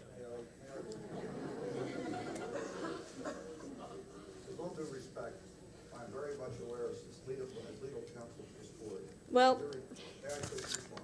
okay. I understand your concern as a parent. This is not the first time I've had a problem. I'm sorry. Go ahead. However, let me advise you, your son has not yet been suspended. Oh, yes, he has. I got a paper that says he has. And the only reason he wasn't sitting in the ISS is because I said no. Your son has been invited with you to follow the due process procedure. The due process should have occurred before he was suspended. Ma'am, would you let Mr. Potash complete his statement first? due process procedures are prescribed by law. The due process procedures that are being availed by you are set forth in the Pennsylvania Code. I'm very familiar because your request was submitted to me for review, and I have advised Dr. Venema and the superintendent of schools what the rights you are, to what you're entitled, precisely what the law provides. Right. The law was ignored until I made an issue of it. Unfortunately, it's normal procedure. This isn't the first time. Unfortunately, to air a personal situation like this in a public forum, I believe is the right way, because you hide behind, people being quiet. With all due respect, you have been offered an opportunity to appear with your son at a hearing at the principal's level. The principal or whoever the school district wishes to produce, the administration wishes to produce, you will have an opportunity to examine those individuals, to examine whatever at that particular hearing is presented, to present your side, and a determination will be made. Okay, well that isn't reasonable, because the evidence is in the classroom with the students, with the written statements. It was a woodshop class. It's not everyone looking at the teacher, all eyes focused to the front. Whatever decision that has been rendered by the principal will be reviewed to determine whether or not. No, because then he has the opportunity to go cover his butt. Okay? That's what has occurred over the last 3.5 years that I've been in this school district. And I want a formal review. Until that happens, he will not be taken out of the classroom. The action, you must go to the principal's level. It was at the principal's level. He ignored me, and he told me, no, I cannot see the evidence. You will be presented. After you've already done the damage. Right. Someone's calling you on a procedure. I also want to challenge the procedure, a formal challenge to the procedure. I was told that there is no formal challenge to procedures. This is normal practice. You tell someone they're guilty, and they are. And there's nothing they can do about it. Well, I'm tired of it. Well, let me please advise you, if you give me one moment, let me provide you with what the law requires to maintain an environment. I know, and my son is not a kid who gets in trouble. That should be taken into consideration. A school district has to provide an atmosphere conducive to learning. Right. When a youngster has made a misstep which requires the attention of the principal. Right, you first have to prove it. Right. Possible suspension. The parent is given, first of all, there's an informal hearing with the student. First of all, I wasn't notified until my son called me. The school did not call me. Okay, my son called me from the school to tell me he had been suspended. A principal can send a student home after he has met with the student, and then the parent will be contacted. Well, he wasn't sent home. If there's to be a further suspension, there will be an informal hearing before the principal, at which time you will have an opportunity to review whatever the principal will determine to be the evidence to support whatever all the written action statements he were wishes the evidence. And I was not permitted to see them. You do not know what the superintendent will present to you until you present yourself with your son at the principal's office. I already know. I've been through 3.5 years of this. I know what I'm going to get. They're going to say, well, what is it? What evidence do you have? Okay? And then they're going to go run over there and fix it. If you are unhappy with the decision... I am unhappy. That's why I'm standing here. If you are unhappy, I want a formal hearing. If you are unhappy with the principal's decision, that decision will be reviewed by the superintendent of schools to determine whether or not... We've already had a hearing. It's on the paper. The director of secondary ed, he will determine whether or not those procedures have been abused or the decision is arbitrary. There he is, right? There is no appeal from a decision. Well, then I don't think you should suspend him unless you're willing to give him a chance to prove that he didn't do it. And unless you show the evidence. I would suggest that in order to get and resolve this issue, that you follow the procedures that have been outlined to you. Present yourself with your son at the principal's office. No, I want a formal hearing. I've already had a bunch of informal hearings, okay? Well, let me assure you of one thing. this school district is required to provide an atmosphere conducive to learning. And if the principal has to act because you are unwilling to cooperate with the procedures outlined. I already did it. He told me I can appeal it, and I walked right over here and appealed it to Dr. Elko. Now, the letter states that I appealed it to Dr. Venema, and that's not true. Well, my little message says Dr. Elko on it. Well, let me say this to you again, that if you do not wish to take advantage of the due process procedure. I want a formal hearing, and I want to be able to prove or give evidence that it may be that he may not have done what was said was done. You will have that opportunity when you present yourself with your son at the principal's office for the hearing. Because the evidence is in the classroom. Now, are you afraid that you might be proven wrong? If you do not wish to cooperate, the principal will have to act on his own. The evidence is in the classroom with the students. You may take an appeal from the action of the principal after it has been reviewed. I'm not saying another word to the principal. I have talked to him. He told me to take it over here. That's what I did. Now you're trying to put it back on him so he can cover his butt. And the same with you. I want a formal hearing.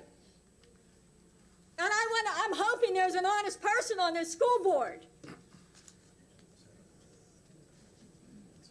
This is not the first problem I've had with this school.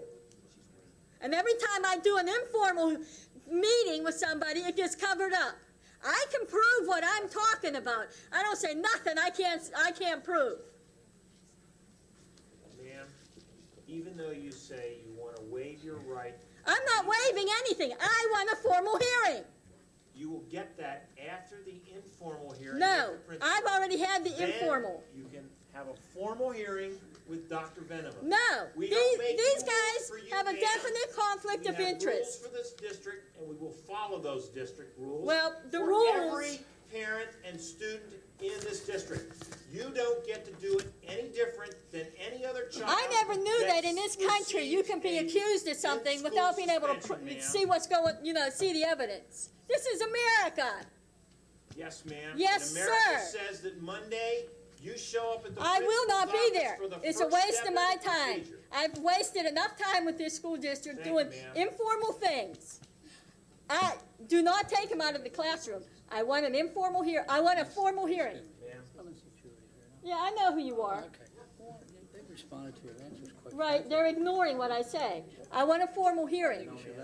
You're ignoring what we're saying, and it's time for you to step from the podium, please. Is there anyone else who would like to speak I to the think board so tonight? too. Okay, I can do it all by myself. certainly, Okay, that's fine, no you're one problem. of the people that were involved with one of the incidents. Okay. I won't be in any informal hearings. The guy has an opportunity to cover his butt. Is there and I anyone won't else do who it. would like to speak to the board tonight? Yes, ma'am, sir. My name is Jim Aish. I'm Connie Aish's husband, Michael's father. It's been a very interesting 4 months for me as I've observed the situation with my son, and there's absolutely no doubt in my mind that he was poisoned by Durstband. So we've been very much involved in the situation. I've become a very big believer in IPM, and basically I think we have a good situation here where I think very reasonable requests are being made, and I would implore the board to start complying with some of these reasonable requests. The Department of Agriculture, I think, is an excellent mediator that can really get to the root of the matter. This is not a situation of better living through chemistry. I think we really need to get the school cleaned up, and I'm anxious to hear next steps, and I want to get my son back to school. Thank you.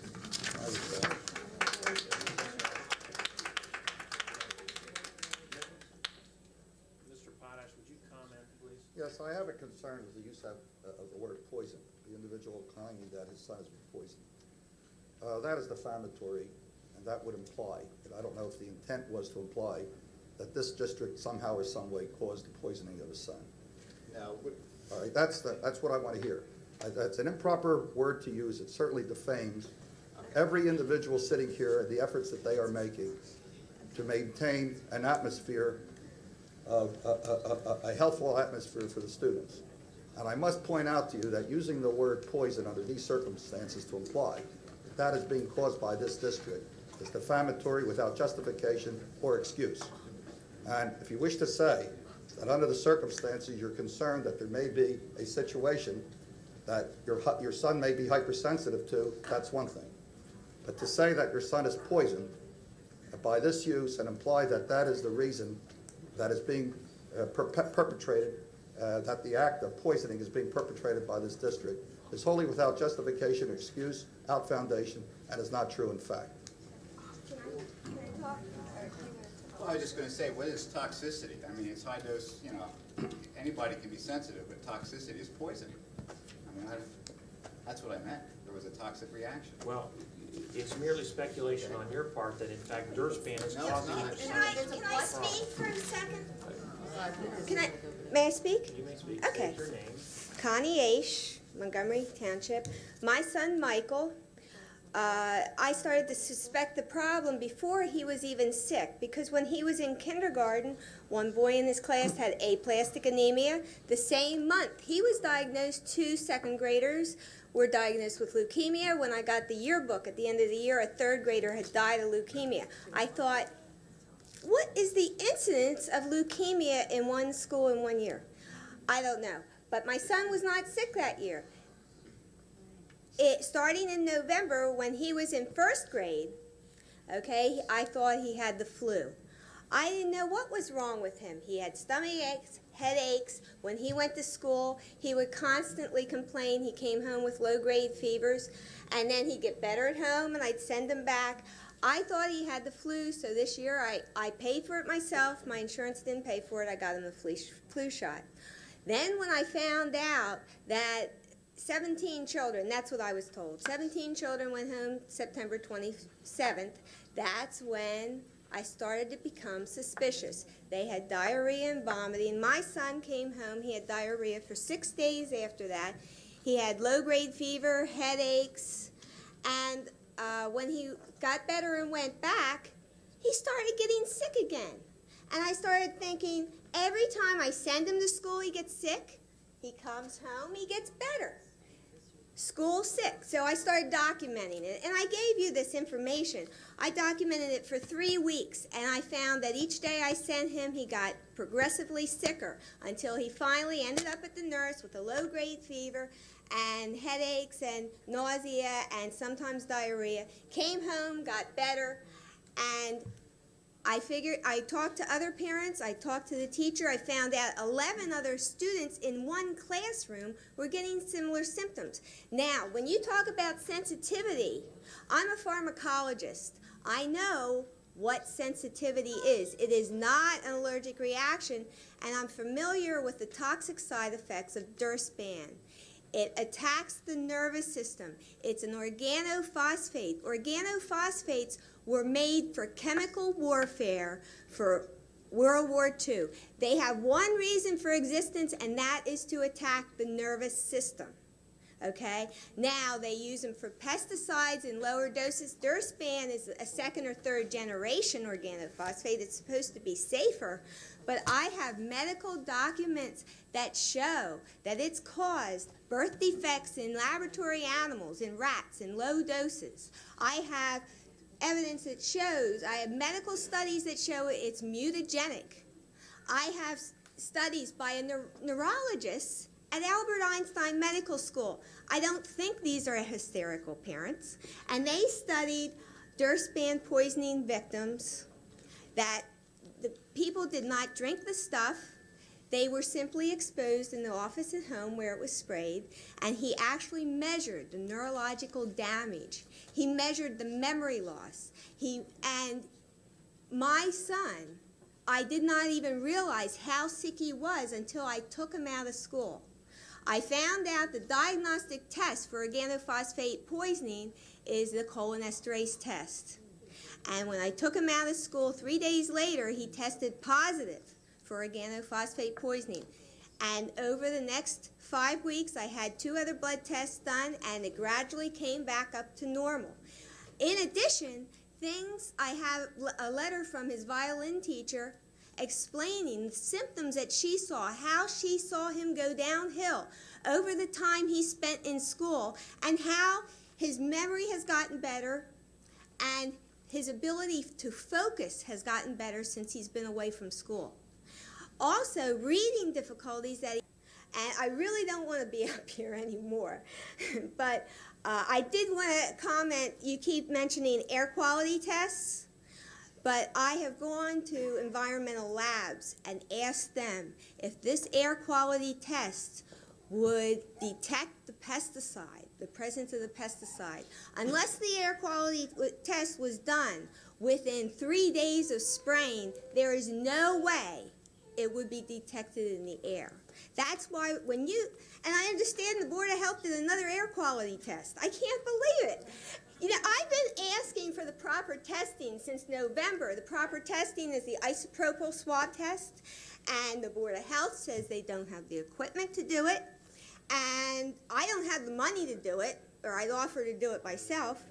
And also, I asked the Department of Agriculture to do it, and they said they can't do it, even though some pesticide companies seem to think that they can. The Department of Agriculture does have the ability to do it. And another misconception might be that the Department of Agriculture was called in by me, and this is clearly not the case. We have this on tape. We asked them twice. They were called in by the Pesticide Advisory Board. I didn't try initially to be confrontational either. I talked with Miss Curley for 2 weeks, and finally, and she seemed, and I was really appreciative of her obvious concern until I realized nothing was happening.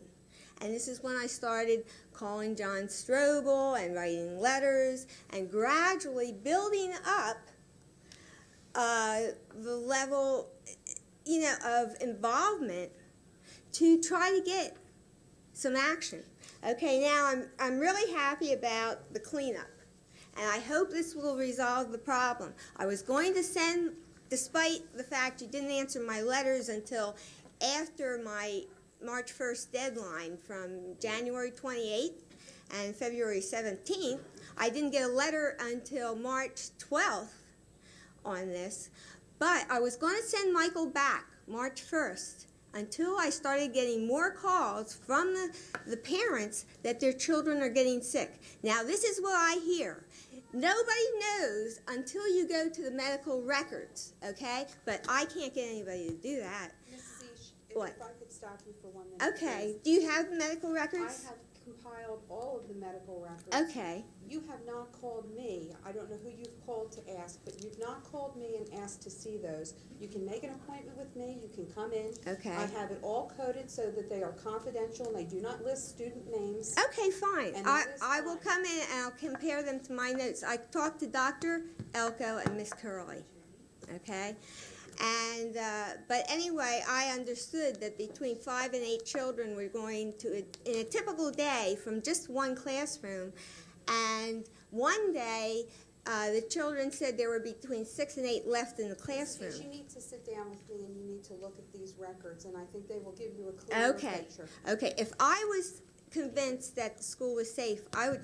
My son asked. He loves his teacher. He loves his classmates, and he asks every day to go back to school. Okay. Now, let me just comment on the cleanup, the spick and span cleanup. This came from Dr. Florentine of the EPA, this suggestion. He's a pesticide expert, and he recommended the spick and span cleanup because of the high pH, which dirt span will break down in. I asked about the chlorine because I also read about the chlorine. He recommended against it because of possible toxicity to the children. When can we expect an answer? Mrs. H., I just recommended, I put the suggestion to the floor. As Mr. Wood said, we would have to, it would need a consensus of the board. He said he would have to be directed on this. I don't know if we want to address it under other business, or do we want to resolve this? Address it under other business tonight. We will address it under other business. Okay, thanks. Here are the petitions of 125 other concerned parents that are more on the way. They are also interested in getting a more serious IPM. Thank you. Any other? Great. Yes, ma'am.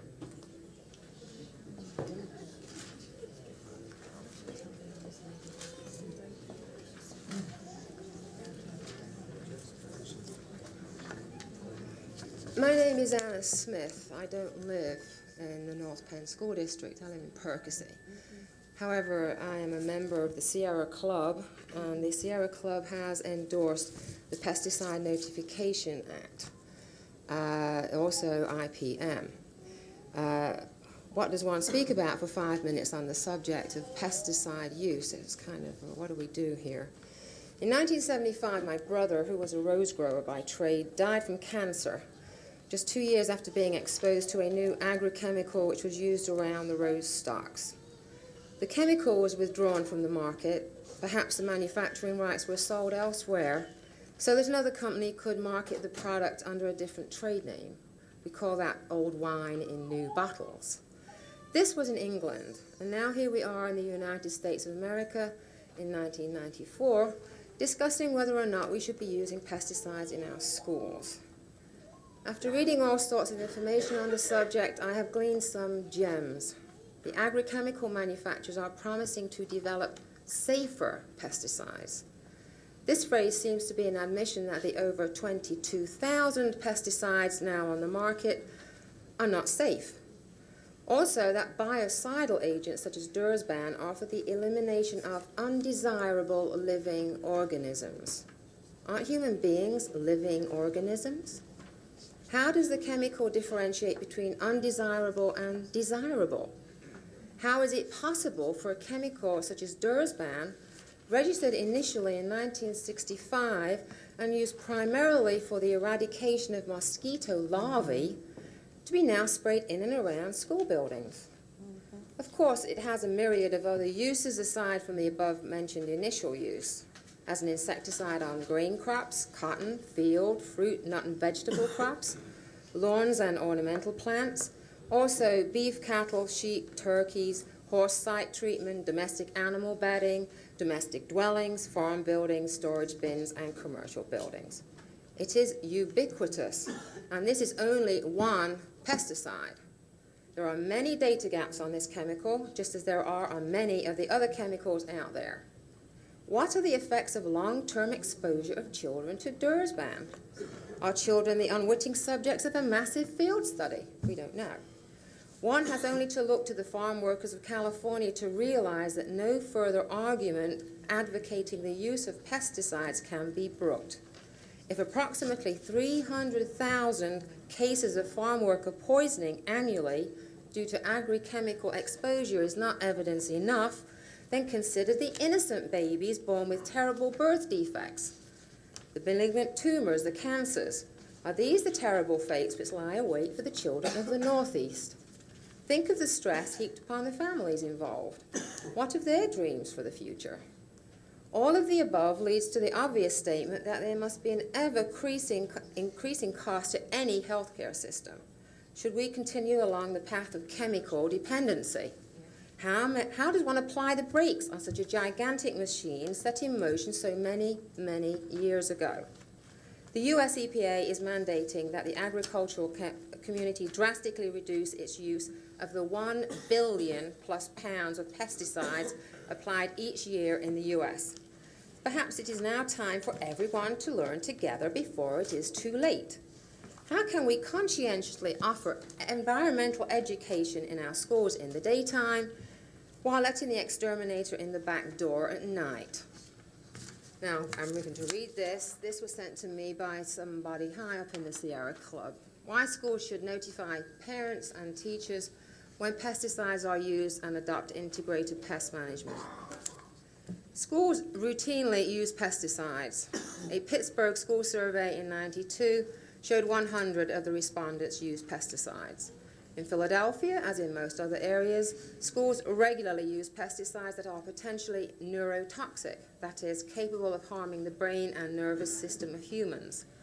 Notification of pesticide use is needed. If parents are consulted before the school staff administer medicine, and here we go talking, that lady who was talking about aspirin. Certainly parents should know when the school decides to apply pesticides. That is, chemicals that kill organisms. Pesticide poisoning is difficult to diagnose because the symptoms mimic the flu. For example, nausea, headache, and difficult breathing. Only a small number of people who have a hypersensitivity to pesticides have been diagnosed, and a few of these are currently on a statewide registry for notification. Common pesticides used in schools and homes have serious effects, as these studies show. Children in homes where common pesticides are used have a 6 to 9-fold higher chance to develop childhood leukemia. Parental exposure to pesticides increase the risk of stillbirths 50 to 60%. A decrease in IQ scores was associated with chronic low-level exposure to organophosphates, one of the most common insecticides used in schools. Another study on organophosphates found that people who suffered even a single event of pesticide poisoning were later found to have a lowered attention span, difficulty in problem solving, longer reaction time, and other neuropsychological disorders. A common lawn care herbicide is associated with twice the frequency of cancer in dogs that normally played in treated yards. Mrs. Smith? Yes. I think you've made your point. Good. In fact, we are not spraying anymore unless we notify our The thing is, I also called Dow Chemical myself today. And the question they asked me was, had a blood sample been taken and were depressed levels of cholinesterase found? And yes. So they are going to also send me information, simply for my files and for me to report back to my group. Sierra Club definitely endorses IPM and the Pesticide Notification Act. And I would think that IPM will be mandated. We'll have no choice. Thank you. Is there anyone else that wishes to speak tonight? Thank you. If not, we'll move on to our agenda. The first item, we can go back to facilities, Mr. Clement. Oh, hold on.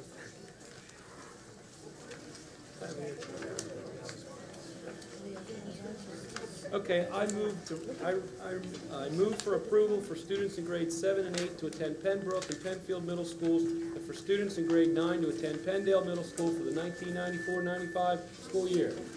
So moved. Second. Moved by Leahy, second by Redcamp. Any question? Mr. Allen. Do we want to specify that we're maintaining the same boundaries? Oh, I am. For Penfield and yes. Field boundaries. I think we should. It'd be amended that way. Would you amend your, Who's like that? I made the motion. I move that we amend the recommendation to state that the boundaries that are currently in Pembroke and Penfield will be kept for next year. Is there a second to the amendment? Rouse, second the amendment. Amendment's been moved and second. Is there any other questions? One comment. Thank you, Kyle. What? First one. Once again, I'd like to thank Ralph for his recommendation. My one comment still stands, that the boundaries be looked at in the fall. And that is the only thing that I would like clarified. But thank you again, Ralph. Vicki, you have something? I strongly support that motion also, that we move forward as timely as we can to set that out there. What I'm particularly glad about is that we will be doing this together, and we will have one plan for the final wrap-up of these boundaries. But I do have a question regarding the need to maintain a middle school for a 9th grade school.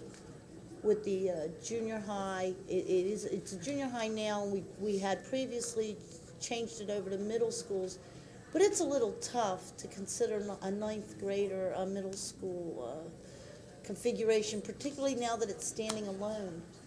I know it also, there's different transportations. I'm just wondering that if we could delay that with the boundaries, because it is 9th grade only.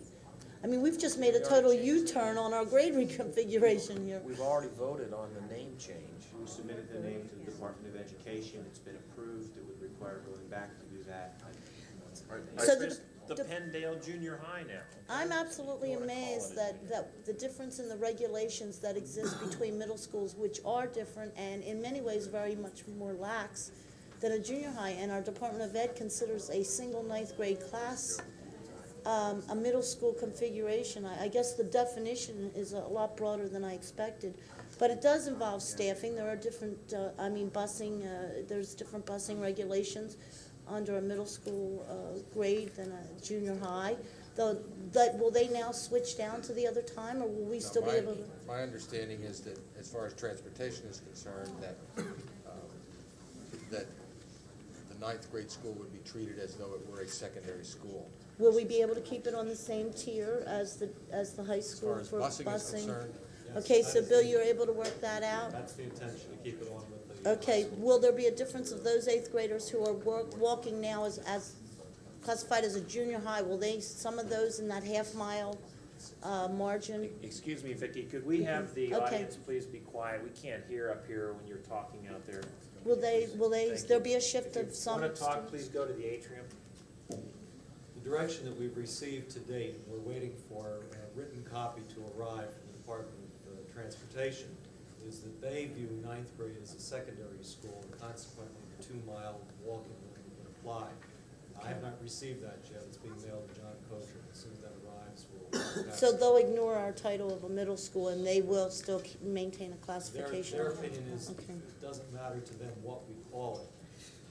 Ninth grade is considered secondary to them, and as a result, will fall in the 2-mile limit. And the 7th and 8th will fall in the 1.5 mile That's correct. middle school. The state doesn't care. They're more interested in what the grade is and the age of the children, and that's what money we're gonna get back from them. So if we call it Penndale Elementary School, they wouldn't care. But there are different requirements for teacher certification according to what the But school is not with the called. name of the, no, not by the name of the school, by what the classes are within that school, and that's Okay. the difference. Is there any other discussion on this item? Yes, I concur with Mrs. Scher. I would like to see the schools turn back to junior highs when we realign, or as we discuss it through the summer. I personally don't like the middle school concept. I like the name Penfield Junior High, Penndale Junior High, and Pembroke Junior High. And I, as a board member, would like to see us work towards junior highs and not calling them middle schools. Make that 3 votes. Well, we'll do that in the fall. Okay, I just wanted to get that one now, so I. Let's try to work on St. Patrick's Day, okay?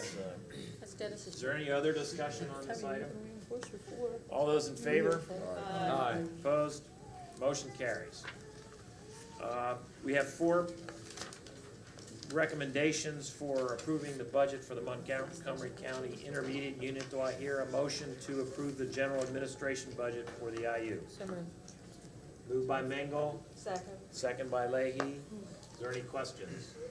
Dick, just percentage of salaries, administrators and teachers, that percent on that? I think it ultimately came out to 3.8% total. Salaries did, were only 3%. 3% on the salaries, The but the entire total budget budget increase was was 3.8. 3.86. Salaries But their were salaries was 3%. 3%. Right. Wait a second, I have And then- salaries, I have administrative salaries increasing at 3%, pretty standard through here, and support salaries are increasing at 5%. Sorry, that's not what I was told. I just divided the estimate for 93-94 and proposed for 94-95. Do we have any figures on what the per pupil cost is working out with this budget? Because That's we've been what's in pulling the a lot of budget. It children shows that. out. Basically, we've been hearing all these school districts are actually pulling their children out. So when you take this 3% or 5% increase, you've got to consider what is the decreased enrollment on top of that. We were all told what we were They going to decreased save their- by bringing these kids home, and yet the inflation of their budget isn't really being checked by the declining enrollment. They've And leveled their assuming staff out as the enrollments decline. As we've pulled back our students, they've leveled their staff out proportionately. But then they raised the salaries and that made it. But we're still seeing budgets with significant inflation increases, despite the fact that we have taken much of that staff and brought them here. How many did we take just last year in the one department? 6? We 6 brought to- back 10 speech therapists and an autistic program and communications disorders program. And they're within our budget, are they not? That's right, these aren't the special ed budgets that we're talking about. And in this case, I think the overall, these 4 budgets, the average salary increase was 3.0%. And that is, I think, across the board on all the budgets. I believe it's administrative. I Administrative. believe that they have a collective bargaining agreement with their support and clerical staff that calls for a 5% increase. increase. It's a signed agreement. We can't do anything about We that. can't do anything about that. But it is true that we have brought staff from here, and it's now being covered in our budget, so all of Special that. ed only, Vicki, these 4 budgets have nothing to do with special education. Instruction, some of these are under instructional. Any other discussion? You can have a roll call vote, Mr. Weir, please. This is, If then we have no choice but to approve the 5%. Yes, for the clerical staff, if that's part of the collective bargaining agreement. Which is, under which one? Which is- It's not separate. I mean, All the IU staff that are clerical and that are part of the bargaining unit, whether they work under this budget or the special ed budget, will receive whatever the collective bargaining unit says is the salary increase for that year. why are we being asked to approve it? We're asked to being approved the total budget, which allocates a 5% increase for those people that serve under this budget auspices. The people that work in the general administration area. Not the special ed ones, not the people in other than public school or private school funds. Those budgets are separate. And the clerical staffs that work within those budgets will also be at 5% because of the collective bargaining agreement. We're primarily looking at the overall cost that we can control or that we contribute to for each one of those budgets. Do we have consumer price index for either last year or projected? approximately 3% CPIU for Philadelphia region, maybe slightly less.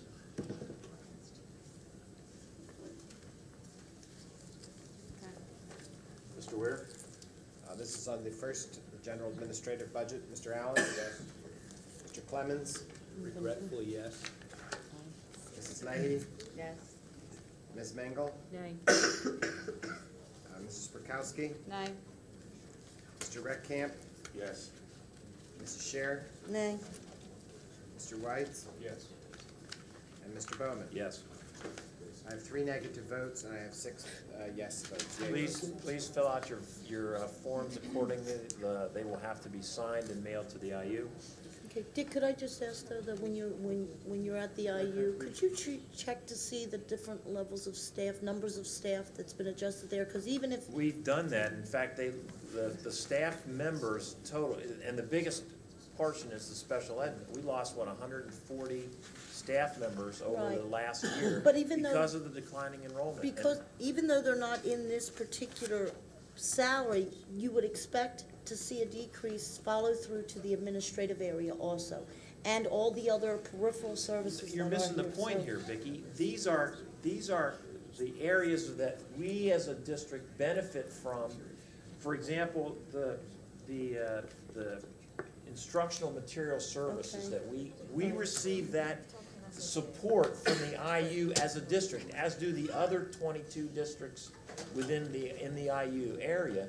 And it's, if we don't use a thing, we pay the same amount, we pay that amount. If we use it twice as much as any of the other districts, then we benefit from it. And that's the whole point. It's what we use on those administrative services and the instructional materials and things. So, and we use them a lot. So Judy's still gotta take me there. it's done on a quota basis based on the district and the way it's set up. That's the IU formula that's been in place. I have for to quite some understand time. there was The some one we delays. just didn't get all our votes on is the one that does not require a contribution from our district. Yeah. So while we have the legal responsibility to vote for us, this doesn't cost us a dime, our taxpayers' money. Yes, we contribute to the other 3, but not to the first one. Well, maybe they'll get the message anyway. Well, that's not the point. The vote's taken. Is there a motion to recommend approval of the curriculum and staff development services for the IU? So moved. Second. Moved by Mingle, second by Scher. Roll call. Is there any questions? Roll call, please. Mr. Clemens? Yes. Mrs. Leahy? Absent. Skip her and we'll catch her coming back. Ms. Mengel? Yes. Mrs. Prokowski? No. Mr. Reckcamp? Yes. Mrs. Scher? Aye. Aye. Yes. Mr. Whites? Yes. Mr. Allen? Yes. Mr. Bowman? Yes. I have one negative vote, We'll ask 7. Mrs. Leahy when she comes back in. She had an emergency, obviously. Yes. Yes. Thank you. So now I have 1 negative vote and 8 yes votes. Is it gonna let you vote for me? No. I marked it. They You wouldn't could have let- said they it. Doesn't matter, you have to do that yourself. Is there a recommendation for approval of the legislative budget for the MCIU for this coming fiscal year? So moved. Moved by Mingle, second by Leahy. Any questions? This is a very good service, by the way. And Lori Absolutely. Stout is She probably is premier. isn't our she? best. She is a very, very knowledgeable lady, top quality. Mr. Ware, please. Mrs. Leahy? Yes. Mrs. Mingle? Yes. Mrs. Prokowski? No. Mr. Reckcamp? Yes. Mrs. Scher? Aye. Yes. Mr. Whites? Yes. Mr. Allen? Yes. Mr. Clemens? Yes. Mr. Bowman? Yes. I have 8 yes votes, 1 negative vote. Thank you. Please fill out your forms that way. Finally, is there a recommendation for approval of the instructional materials services budget for the MCIU this coming year? So moved. Moved by Mingle. Second. Second by Shear. Any questions? All those in favor? Oh, I'm sorry, we have to Now roll you gotta call. call. Ms. Mingle? Aye. Ms. Prokowski? No. Mr. Reckcamp? Yes. Mrs. Scher? Yes. Mr. Whites? Yes. Mr. Allen? Yes. Mr. Clemens? Yes. Mrs. Leahy? Yes. Mr. Bowman? Yes. I have 8 yes votes and 1 negative vote. Thank you. Now we'll move to the superintendent's report. Dr. Rocco, please. Thank you, Mr. Bowman. Page BA2, please. Item 5A. I recommend approval of the waiver of tuition status for students whose names are on file in the Office of Special Education and Student Services in accordance with Board Policy 5118. So moved. Second. Moved by Allen, second by Clemens. Any discussions? Questions? All those in favor? Aye. Opposed? Motion carries. I ask you to please turn to addendum, page BAA1. I recommend the nomination of Dr. Pamela D. Jarnett as the principal of North Wales Elementary School, effective 8/94. So moved. Second. Moved by Mingle, second by Prokowski. Any discussion? All those in favor? Aye. Opposed? Motion carries. If you could return to page BA2, please. Item B. I'd like to withdraw the audio-visual supply bid and postpone that, and call the board's attention then that I would recommend the awarding of the bids listed as cafeteria tables and library books on BA2, and on the addendum, the removal of the underground storage tank and the Allentown Road improvements. So moved. Moved by Redcamp. Second. Second by Allen. Any questions? Second by White. Sorry. Mrs. Canavan, if you correct that. See, you guys did personal. All those in favor? Aye. Opposed? Motion carries. Item C1, I recommend the nomination of the professional employees as listed on pages BA2 and BA3. So moved. Second. Moved by Mangle, second by Clement. You guys all right? Yes, sir. Thank you. Any questions? All those in favor? Opposed? Motion carries. Page BA3, please. Item 5C1B. I recommend the nomination of the support staff as listed. So moved. Second. Moved by Prokowski. Prokowski, second by Mangle. Any questions? All those in favor? Aye. Opposed? Motion carries. I would ask you to turn to the addendum BAA1, please. I would like to personally thank Mrs. Stow for 25 years of service to this community and this school district, and I would like to wish her and her husband well in her retirement. I would like to recommend the board approve the retirement of Joan Stout. So moved. Moved by Mengel, second by Allen. Any questions? Just to reiterate, to thank Mrs. Stout for her time to this district. All those in favor? Aye. Opposed? Motion carries. Page BA3 again, please. Item 5C2A. I recommend the board approve the resignations of the support staff as listed. So moved. Moved by Perkowski, Second. second by Leahy. Any questions? All those in favor? Opposed? Motion carries. 3A on that page, I recommend the board approve the salary changes for the professional staff as listed on the addendum, page BAA 1 or 2, and on this agenda, page BA 3 and BA 4. Moved by Perkowski. Perkowski, I didn't hear. I don't know, I don't think anybody Is said there a it. second? Second. Second by White. Any questions? All those in favor? Aye. Opposed? Motion carries. Page BA 4, please. Item 5C4, I recommend the board approve the extension of the leave of absence of the professional employee as listed. So moved. Moved by Perkowski. Second. Second by White. All those in favor, is there any questions? All those in favor? Aye. Opposed? Motion carries. Item 5, I recommend the board approve the return of the leave of absence of the professional employee as listed. So moved. Moved by Perkowski, second by White. Any questions? All those in favor? Aye. Opposed? Motion carries. Item 5C6A, I recommend the board approve the leave of absence of the professional employee as listed. So moved. Moved by Mengel, Second. second by Shear. Any questions? Where's it going? All those in favor? Aye. Opposed?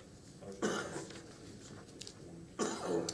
Item 7, I recommend the approval of the additions to the 1993-1994 professional and support staff substitute lists. So moved. Second. Moved by Leahy, second by White. Any questions? All those in favor? Aye. Opposed? Motion carries. Item 8, I recommend the approval of the additions and changes to the extra duty assignments for the current school year. So moved. Second by Leahy, second by Allen. Any questions? All those in favor? Aye. Opposed? Motion carries.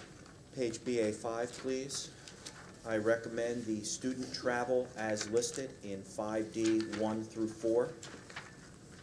So moved. Moved by Redcamp, second by Shear. All those, any questions? All those in favor? Aye. Opposed? Motion carries. For information, a vandalism report is attached. I would also like to personally congratulate the North Penn High School Academic Decathlon team. Our athletes get a great deal of recognition in this school district, but so should our scholars. The Academic Decathlon team took 4th place in the state of Pennsylvania, so I'd like to commend those students for their fine showing. I would also like to commend the boys swim team for taking 3rd place in the state competition. They did not finish in the top few of the state, although if you'd like me to commend them, I would commend them as well. They still did quite well. With that, Mr. Bowman, that concludes my report. Thank you, Dr. Rocco. We'll now have other business first before we have the treasurer's report, and I think someone has a recommendation on pest control. We've all sat through the audience of citizens and we've made it till here. Let's see if we can, I may need Mrs. H, as we've discussed, and how, the feeling of the board. Can we move forward? Art, how do you feel regarding a cleanup of the classroom, the cafeteria? And As I said earlier, we'll do what we're directed to do. in the kitchen? I guess I have there was a comment made earlier, and I think that everybody ought to back away a step. and there are some people involved that maybe can facilitate that. But I'm not comfortable that we should direct Arthur to go wash with this solution or that solution. The thing gets washed pretty much every day. Dursban, we just don't know all the answers. Indeed, the board has already committed to an IPM program. We know that when you put in an IPM program and we commit to it, that it's not going to be a complete IPM program. It is not something you do in a month. If you can get it done in 6 months, you're darn lucky, if I understand it right. I think that we have taken some actual real steps that people may or may not be aware of to start implementing a full, comprehensive IPM with educating the people about how to effectively keep the rodents and the pests out of the area. I think that you're going to find that we've made a commitment to rebid this with more of the education components understood by everybody as we get into June. I think that I don't know that I'm comfortable directing Art to make a specific cleaning job. I want to get back. Let's let the people talk about it. I believe comfortably that we are in the process of implementing an outstanding program.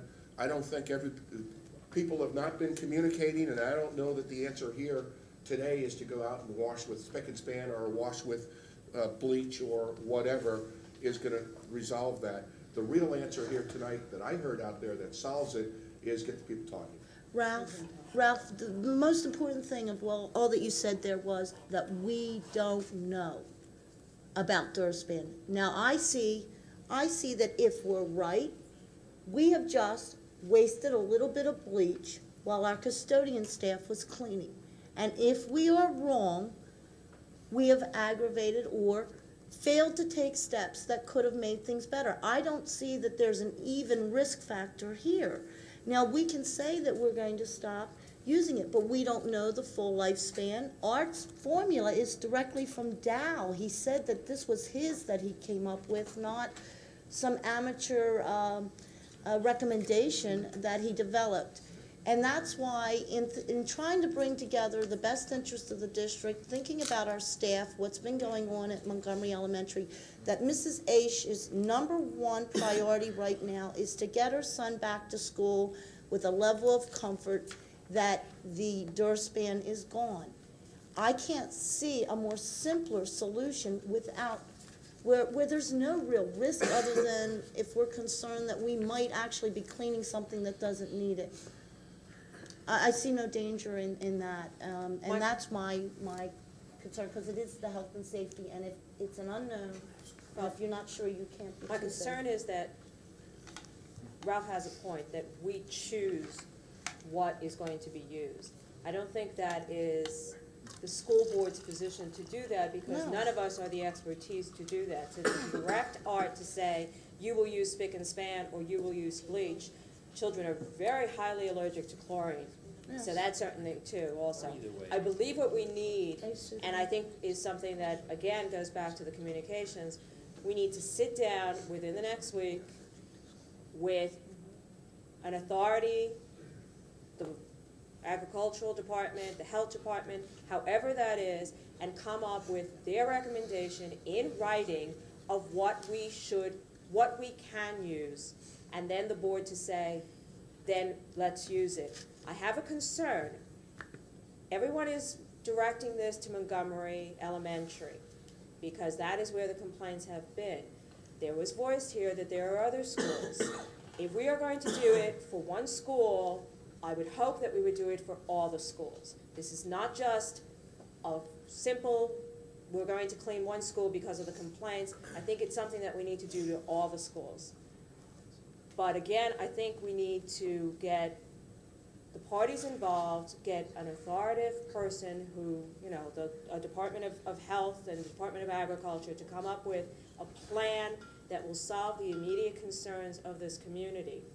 As far as the IPM is concerned, we've all discussed that we are going to look into that in depth. The one woman who spoke certainly had a point. You do not institute an IPM in a week. There is no way possible that you can do that. You can work towards it, and that's what we are planning to work towards. The IPM that we have instituted till the end of the year may not be the IPM, a total IPM that we would like to institute in the school district. We took this measure, we must take the other measure, in my opinion, and we certainly have to, in June, address the IPM for a full IPM to solve all the questions and all the concerns of the community and the school district. I agree more with what Vicki is saying.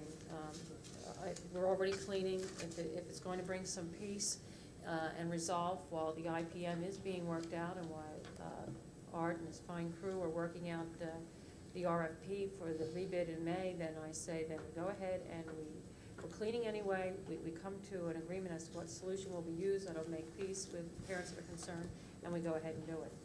I think both things can be happening at the same time. I don't even know that this needs a vote. I think, though, that I'd rather there be at least some resolution on whether we're just all going to maintain our ground, and this is going to continue, because I think, again, whether we can all debate whether the concerns are valid or not, whether they're justified. They exist, and I don't think it's going to benefit the environment of Montgomery Elementary to continue the hostility and the suspicions that the parents that are sending their children there are generating. It'll grow, and the next thing you know, there'll be more and more parents suspecting when a sore throat appears that this is the cause. So I think it's better to arrest it now. How are we going to measure results? How do we No, Mrs. H is not asking for proof. No, I know. No, we have to worry about that, I'm sorry. We have to worry about that. That's our job. Take a step at a time. I'd like to, has any of the other board members visited Montgomery School? I'd like to know that. Not recently. Recently. During the period, not during Recently. the period. Not recently.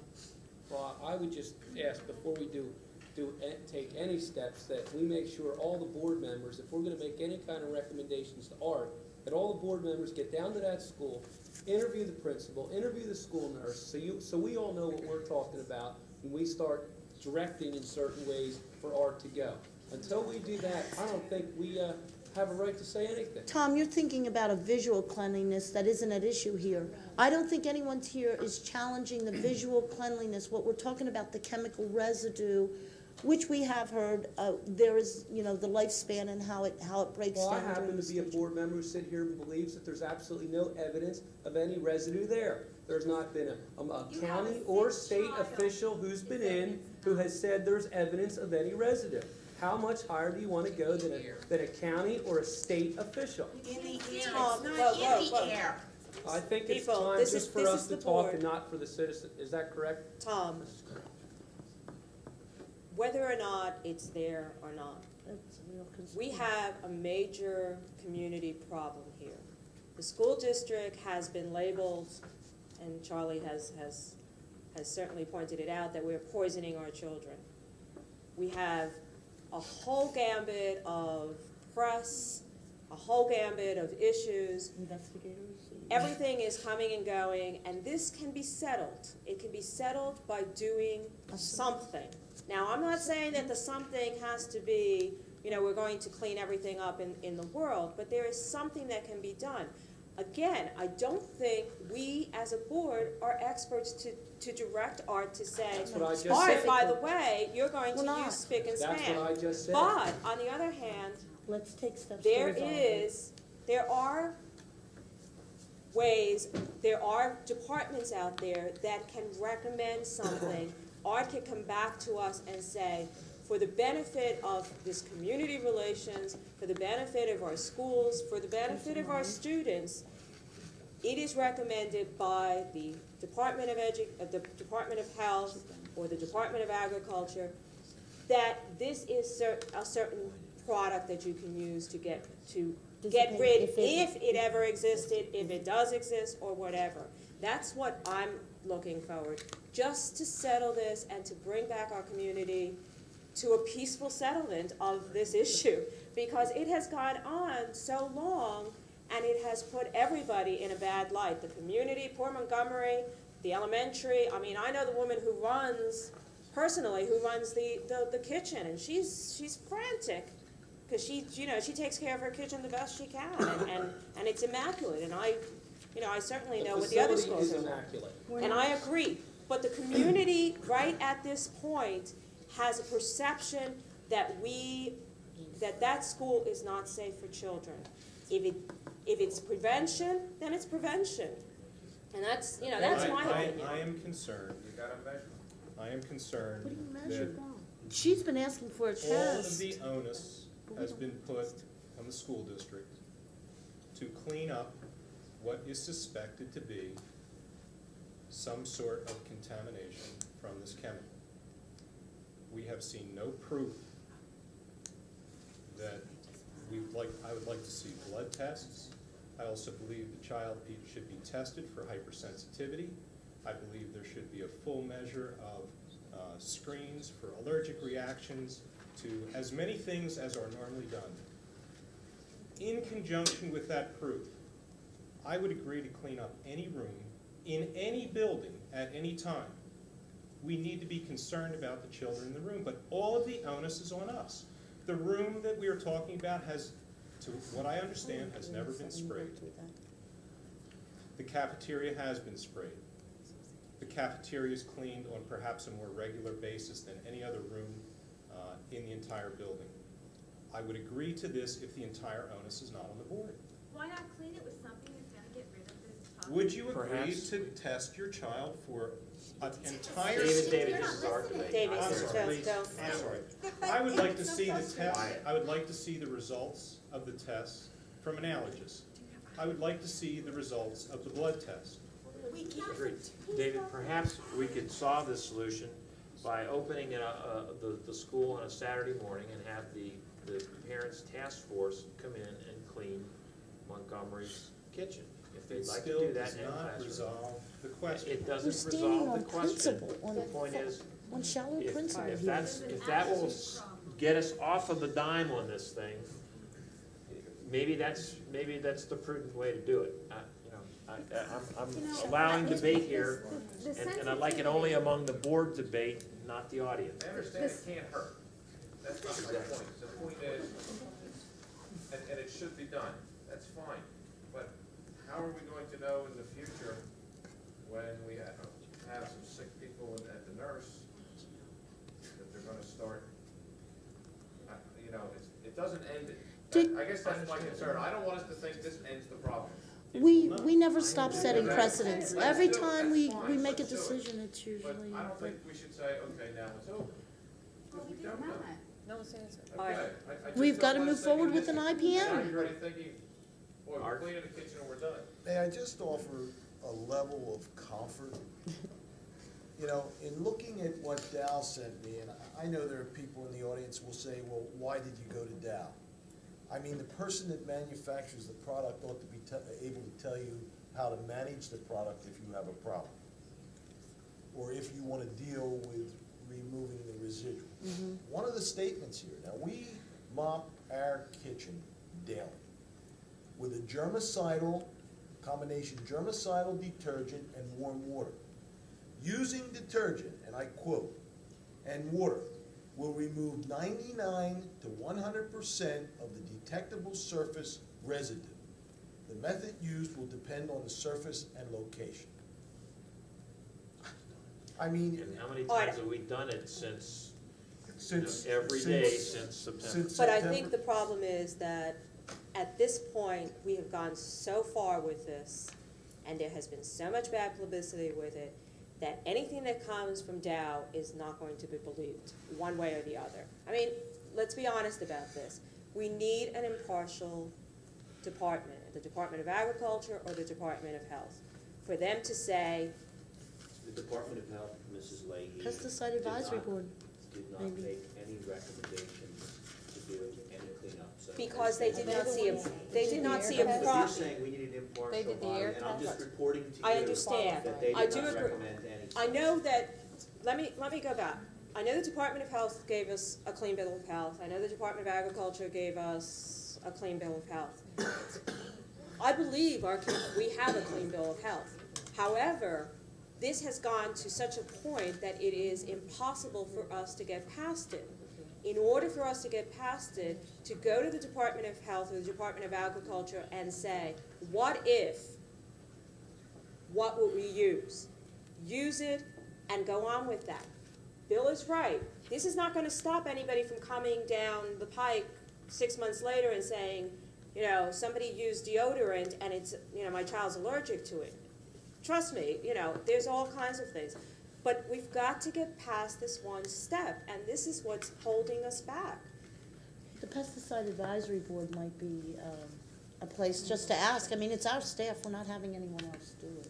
But the pesticide advisory board might. I mean, we're prepared to do whatever we have to do.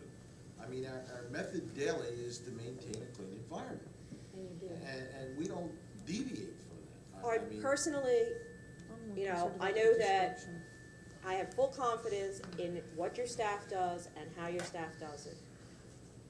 Unfortunately, this has become a public issue, and we are being labeled. And if we can't get past this with some kind of communication, we're never going to get past it. We could sit here and argue it till the cows come home. We're coming close.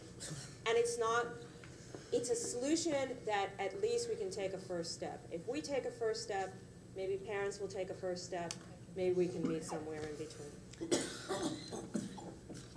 I'd like to make a motion to recommend that we direct Art to take it another step, find out from an impartial source, if it's the advisory board or whatever, a knowledgeable impartial source, whether to use spick and span or chlorine, and use something instead of the generic brand that we're using, wash all the schools down. The cost of doing that is minor compared to the goodwill and the comfort level for the parents. It's nothing. On the regular rotation cleaning cycle. Yeah, You know, with just- your cleaning cycle. May I ask Mrs. H, would you feel comfortable if a product that has been recommended and supported by such an objective source such as the Pesticide Advisory Board or the Environmental Protection Agency or such were used, would you feel comfortable? Do you think that your level of comfort would reach the point to where you would want to bring Michael back into school? Yeah, my main concern recently has only been the amount of children I understand are out in this one class to the nursing. Okay, well, how about if I sit down with you and Judy? Could I, Judy, and... And I'm inviting you to do so. All you need to do is call tomorrow morning and set up a date with me, and Mrs. Sherp can come in and sit with us Okay, also. Mrs. Aisha, we will look through those records, I but believe- otherwise, I've made a motion. Terry's made a motion. Would you I restate think as your motion, needed, please? as I doubt it. determined. The motion is to direct We don't need a Mr. vote. Wood to obtain the opinion of an impartial group, either the Pesticide Advisory Board or the Department of Agriculture, or whoever knows, whoever can be impartial about the whole thing, really impartial. And And we'll leave that to Mr. Wood's judgment. yes, and then get the supplies that we need to wash down. Not clean, we believe it's clean, but to wash down, get rid of the residue, solve the parents' concerns, and improve the public image that we're presenting. Can I suggest that, to help Marilyn over Wait, there, wait, that no, we don't wait, need a wait. vote? We have a motion on I the made a table. motion. Can I Is have there a a second? We don't second? need to vote on this. I'd like to amend that Wait, it be. it's not been seconded. Sorry. I'd like to Okay. amend it that it be, that the report from whatever agency you pick be done in writing as opposed to a verbal report. Yes. Amend my second. And would Well, you thanks a lot, define- guys. I And can would you shut right down my define what you motion. mean, wash down I all was the gonna make the schools? motion. Yeah. Would you define Since we're what that directing, means? Is it special cleaning procedure or just No. changing the compound? Changing the compound. That's all we're doing. I Change the think so. compound. He does a good job cleaning. I'd rather, you know, I don't want to permanently change the compound. We have worked hard to develop the standards and the material we it's a use. single No, And if we've it's stopped a spraying. one-time, when we're wet mopping and we use whatever is recommended, that's fine, but I don't want to discard because our record with what we're using, the germicidal we're using has been excellent. My preference, personal, is to get whatever we need to get to do all the schools, do all the schools, if not once, for a week or however long we do it till we run out, and then go back to the germicide. We're not spraying anymore, correct? So then we're taking the residue out, and we're not putting it back in. So there wouldn't be a reason to do it all the time, and you can go back to the germicidal. Can we ask that impartial source that tells us what to use also recommends a number of applications? Will we do that? Can I just I want have to a make sure I question? understand. This is Exactly. the normal cleaning cycle. Yes. You're asking them to With change the compound using the normal cleaning cycle in the normal way that the buildings are being cleaned. Yes. You're not asking them to go floor to ceiling, to scrub ceiling tiles and fixtures. I think Do they need I it? think she's asking him to I'm go and asking talk for to an somebody, impartial, and he for may an come back and impartial recommend that, but recommendation. that would be something You that have to But in understand. the meantime, you're asking him to what? Start the cleaning process immediately before the impartial? No, to get the impartial So we're waiting recommendation, for that, whatever yes. whatever change they for that say, period. In our they say meeting- the floors only, then he only has to do the floor. In our meeting today with the Department of Agriculture, it was rather obvious where the application was, and it's where the floor meets the wall. And that's, if you have a residual, that's where it is, and that's what we're gonna treat. I mean, you know, Unless they're recommending that you gotta do everything in order to get rid of it because it was airborne and it flew up high. Can I ask If procedural? Michael was the Wait, only Vicky. person in the area that had the complaints, I don't think I would feel the need to do this. But apparently there are other complaints, not only within our district, but in other districts. I do. I think the motion's been made and second. Are we going to vote on this? My only question is that this was my suggestion that seems to have run away a little bit here.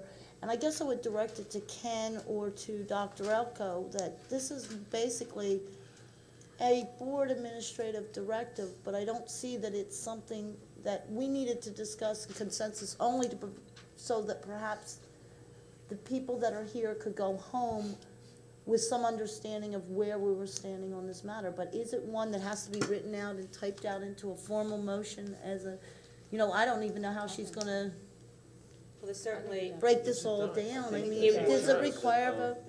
The potential for litigation, because litigation was threatened at a previous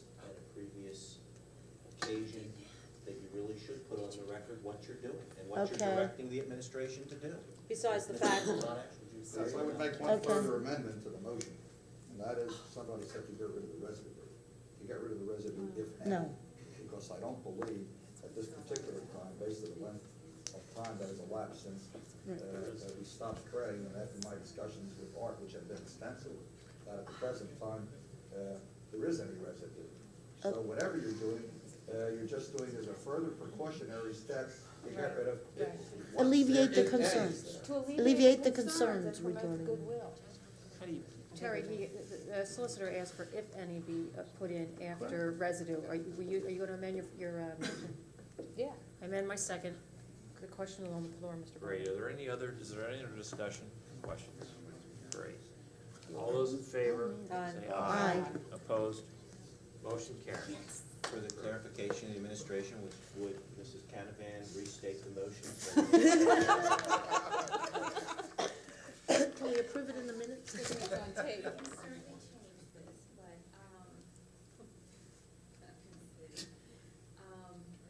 as a further precautionary step, direct Arthur Wood to obtain impartial opinion of a correct cleaning agent, wash down all buildings during normal cleaning cycle, and then go back to product now being used. We can certainly formalize that. To remove any residual, if To any. remove residue. Residue, if any. If any. Wash down all buildings. And that is part Residue, if any. and obtain the recommendation in writing. for the solution and the frequency of Just one application. more And the time. area. What if the source that he goes to recommends him to just continue doing as he is doing? Then we will do Then that. it's not impartial enough. Then they get a written report Oh, from the come sheriff on. and parents, and we keep doing what he's doing. Okay, we have that all, Marilyn? Thank you. Jeez. Treasurer's report. Is there any other business? Well, while we're at it, Are we really? No, the base program, I understand that went out for bid with a dollar amount on it. shouldn't that have come through the board for discussion first? Went through the board liaison, Mr. That's Allen. You say, 1 out of 9. when you say a dollar amount, Isn't there a that was for the $16? reimbursement. I heard there's $16 on it now instead Yes. of 15. Yes. 42 or something. Who, how does, shouldn't that have gone through the entire board for discussion? Why not?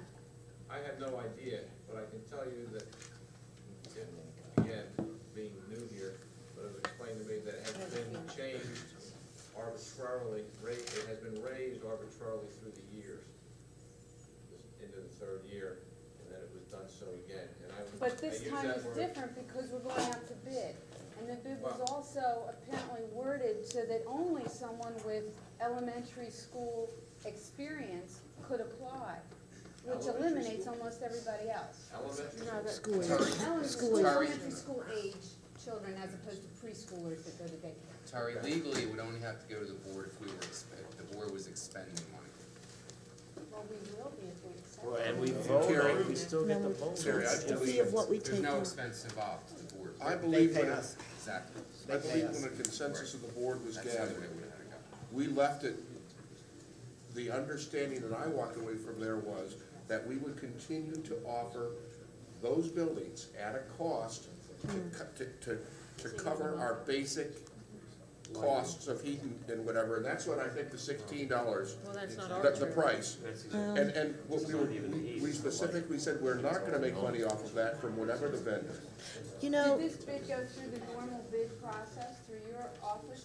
no, they didn't Normal use a bid in bid. any way, shape, or form, it's a request for proposal. I'm sorry. It is not a bid in the normal procedures at all. That's been a misunderstanding all along. We simply invited proposals. We wrote to all those who were finalists last time, and as a courtesy to the larger community, we placed a legal notice in the paper. There's no responsibility, I believe Mr. Potash would say, there's no responsibility to advertise a certain number of days, and there's no responsibility to advertise over a certain period of time. I believe Mr. Potash will concur with that. We're not expending any district money. In fact, the successful firm or agency, if you will be paying the district for the right to do this. No, it's $16 reimbursement. I would have to agree, though, that I wish that it had, that there had been a consensus regarding the amount. There's been a great deal of comments that have been made over the years since the original figure was set. I think the only from- comments have been made by one person publicly in 3 years, if I No, could ask no, for I don't think. one I public myself person have- and one board, one or This two is a board members. profit operation that's operating in our schools.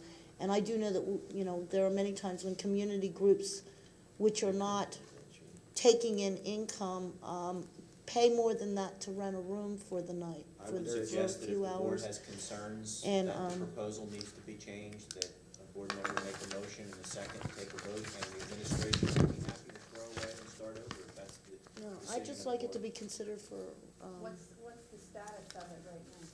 for room. And we have received 2 proposals. Those proposals will be reviewed and evaluated first by the Community Advisory Committee, as was our pattern in the past.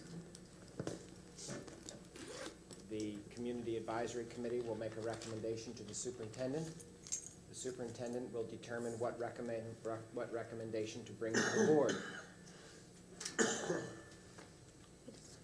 Would the superintendent entertain the possibility that since there are only 2 providers that have placed interest, that as we have in the past in interviewing engineers and architects, et cetera, that we have the opportunity to interview both of these parties, since there's only 2 and not a long list, and that the board get to meet these folks, these programs, and hear it for ourselves. I guess if Receive you're the asking me, proposals. Mrs. Mangle, my recommendation would be to throw out the proposals and appoint a committee of 3 board members to pick your own person to do the job and take the administration out of the process, and you pick the provider. I think in fairness to everyone, I should say that the committee is scheduled to meet, I believe, on Monday evening. And they will be given the proposals to read over the weekend unless we're ordered differently. We're prepared to give them the proposals to read tomorrow. And they would be meeting on Monday evening. I don't know the relationship between the community members in the task force interviewing and evaluating and working and then to be followed by Donna's recommendation. I don't quite see the fit on that. Okay, I didn't quite understand why we needed the task force this time around anyway. They performed their task, they did a fine job in the beginning, they brought And that's the reason why we were daycare to using the this. task force, because we thought they did a fine job the first time and would do a fine job this time as well. But there's only 2 providers, and I feel that it would have been an opportunity for the board, as we have picked other subcontractors before, that we could have picked between the 2. You know, perhaps it would help if we have a list of active and inactive committees. That might give us a cue as to when these are being developed, because personally I knew that the daycare was originally, the task force was formed to determine the need for base. Then it was carried over to determine who would provide the services for base. But that was 3 years ago. I didn't even know until I read in the newspaper that it was pulled out of mothballs and put into active duty again. But you're also dealing here, And if those committees, though, we would have a clue as to what's put in their hands. I think if you review the agreement, you've got to make a determination, first of all, whether or not the performance by your present provider is satisfactory. And that is a decision this board has to make, because any renewal of the program with that particular provider presupposes a satisfactory performance, number one.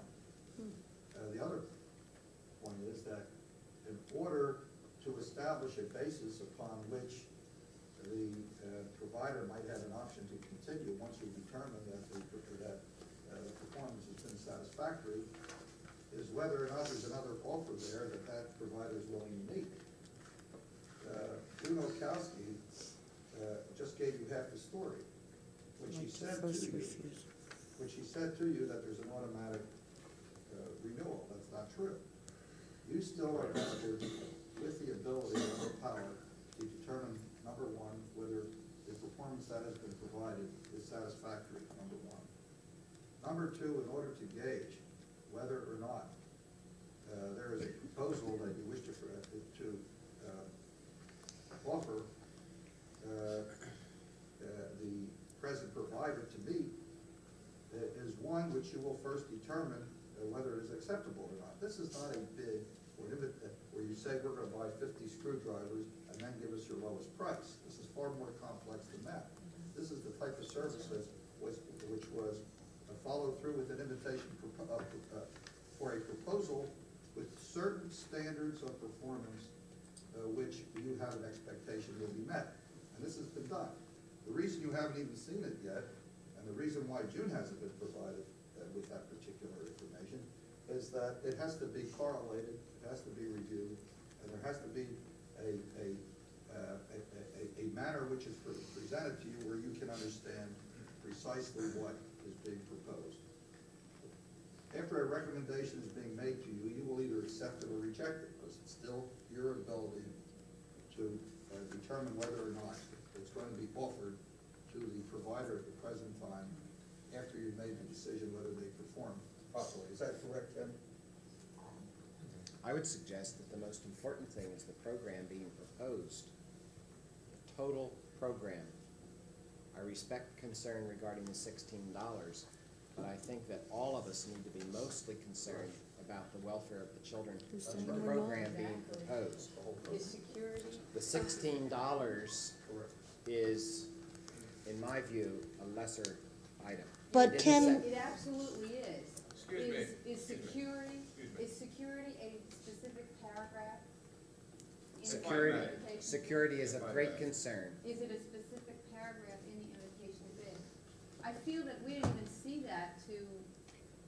You I You were know. given a request for proposal, were you not? No. You do have the request for proposal, do you not? You do No. not? I didn't see that. I read it in the Montgomeryville Spirit. No, you haven't seen it. Can I jump Well, in you'll here get a it minute? tomorrow. Let's start over, please. Okay, Bill. As the liaison to the community relations, I knew about this happening.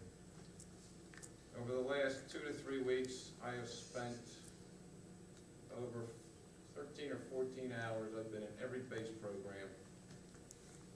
I've interviewed almost 130 parents. one drawback in my interviews is I never had a chance to interview anybody who withdrew from the program. That is admitted, I don't know who dropped out, okay?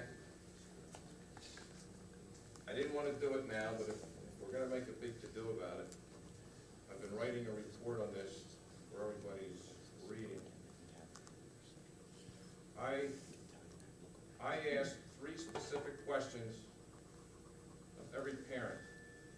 After introducing myself by name as a board member, I informed them that the board was reevaluating the base program this year. It's time to renew the contract.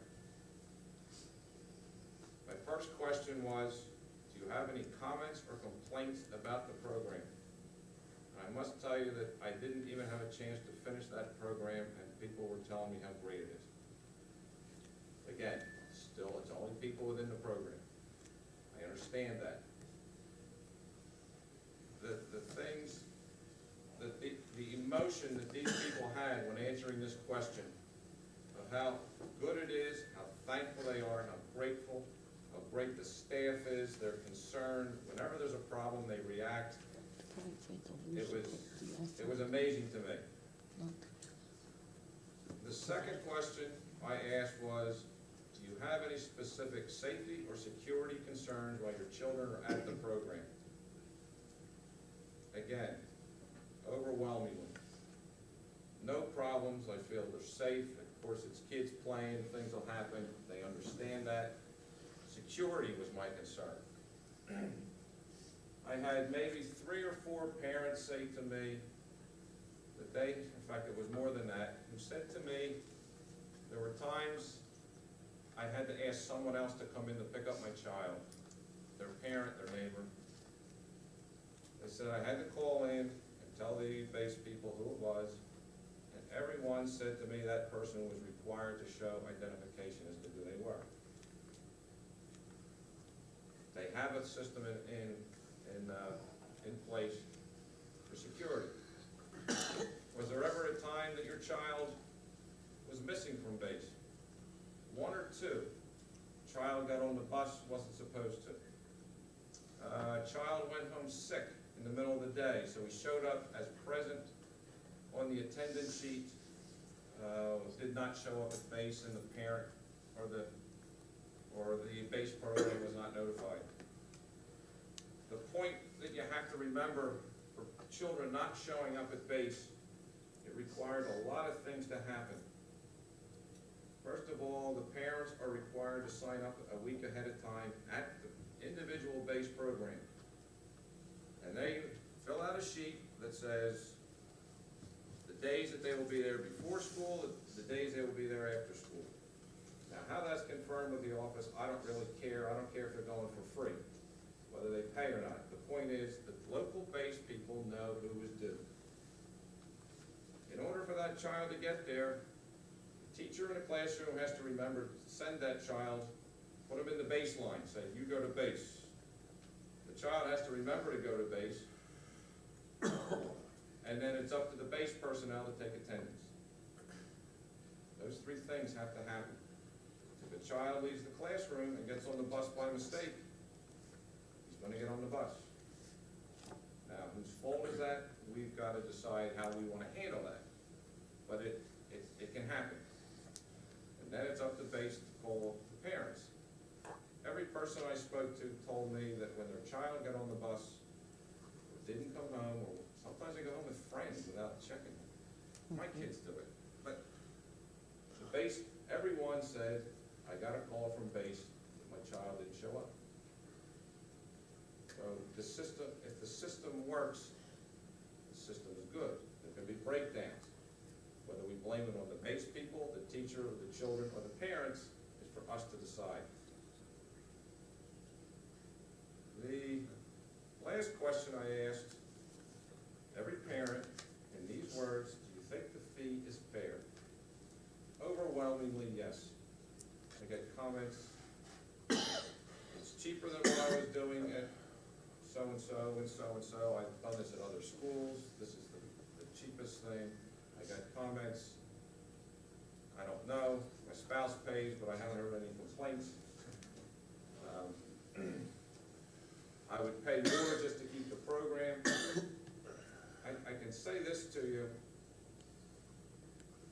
If we decide to change the provider for my evaluation, and I figure that I did at least 25% of the parents currently involved, we would have a lot of explaining to do.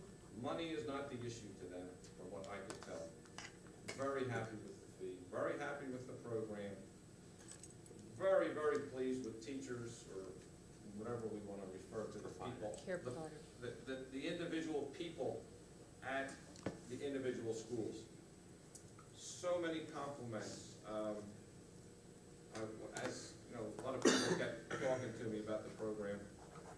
He was having a problem with his math, and I asked the teacher, I'll call them teachers, if they could help. Some of them aren't teachers, by the way. Could he help with math? Yeah, and they helped. They had a problem, conflict with another person. They resolved it right away. Sometimes a parent didn't like their child playing, they play this game in there called Jailbreak. And she said, I didn't want my child playing, no problem, they took care of it. Parents are fleas. We better remember that when we decide on what we're doing. The parents involved, the 25% I interviewed, one lady started, well, I guess you could do this a little different and that. And I said, well, you going to stay with the program? Oh my God, yes. You know, it's like she was looking for something to find. If you have any doubts about the program, take your time. I was at every school, every elementary school, some afternoon, some morning. I think I have a good feel for the program. What we may have to do, are we making a decision here to change the focus of the program? Are we going to say we want to make money now? Does the school district want to make money off this program? That's what you're going to do if you raise the fee that we charge the provider. I have seen the numbers of what was figured out as our costs when we started the program. And I believe it was less than $10 per school. Now, we challenge those numbers, we challenge those numbers. I'm not prepared to do that, but if we accept the numbers, we have now raised the fee to $16 in our proposal. If you look at the total costs, if you look at the total monies we receive, there is a surplus somewhere in the range of $30,000 to the good for the district. And that, you could justify that as administrative time or whatever you want to do with it. Again, if you want to challenge them, we can try to ask Art for updated numbers. But if we go with the numbers from three years ago, take what our increases have been in oil and water and electricity, add on the dollar that we've added, we're doing just fine financially. If you trust the numbers, okay? And I'm not saying do it, I'm just saying as a starting point. I hope we're not thinking of doing away with the program. I hope that's not what anybody's saying. No one is talking Because I'm about leaving challenging town the to base vote for program. that. Believe me. That people will be here. If we change the Yeah, I wouldn't want- provider, if we change the provider, we had better have a good justification for these parents. Because remember, we're doing this for them. They're the ones that make it go. There's no advantage to us. There's no disadvantage to us. It is for the parents of the children that use the program. Well, Bill, no They one are the knows. ones that should judge the program. If we want to upgrade security, let's upgrade it. I agree, Bill. And in Okay, fact, but we could change the parameters, that's fine. But there is no perceived problem with the program as it is, as I judge by watching and interviewing. Dick, can I ask for And a a point of report. clarification from Charlie? Sure. And if I'm wrong, please correct me. We were to evaluate the program first and come with Before you terminate this provider, you have to determine whether performance has been satisfactory or not, because they have an option to renew or meet an option of first refusal to meet whatever other proposal that is being offered to them. which we did not do because we brought this up for proposal without, You don't have to. okay. You don't have to at this stage. I mean, at this particular stage, you've done the right thing, but I'm saying, before you can switch to another provider, accept a proposal of another provider,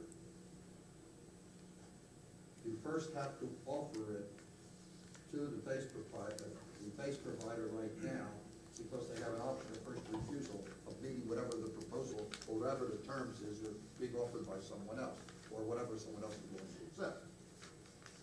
But in order to vitiate that option of first refusal, you've got to determine that the performance is not a satisfactory.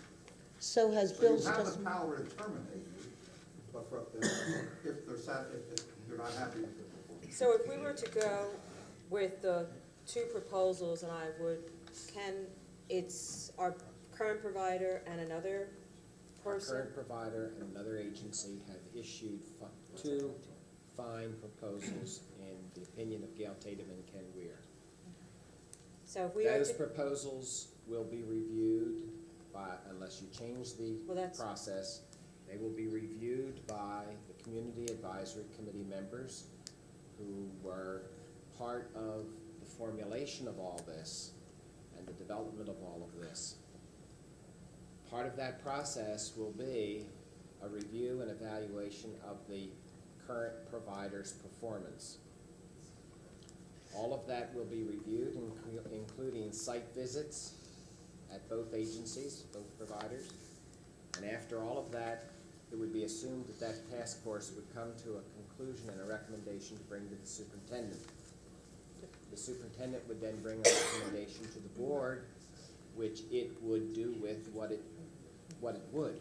but if I'm reading this correctly, whatever, if the recommendation from the committee was to go with the other provider, that proposal has to be offered to our current provider, What's your and our analysis? current provider has to be able to say, I will provide the same exact recommendations with Our that. current provider must be given the first right of refusal. She could, of course, say, I don't choose to match, I don't choose to duplicate. And although that was thought to be a very important part of the first three contracts, it is our opinion, we haven't talked with you about it, but it is our opinion that we would not make that a part of any future contract. Whereas it might have been wise in the startup years, the current provider has had 3 years of success, and there would be no need for the right of first refusal to be in the next contract, in our view. And that would be our recommendation to you. I wouldn't support What a contract. stops us from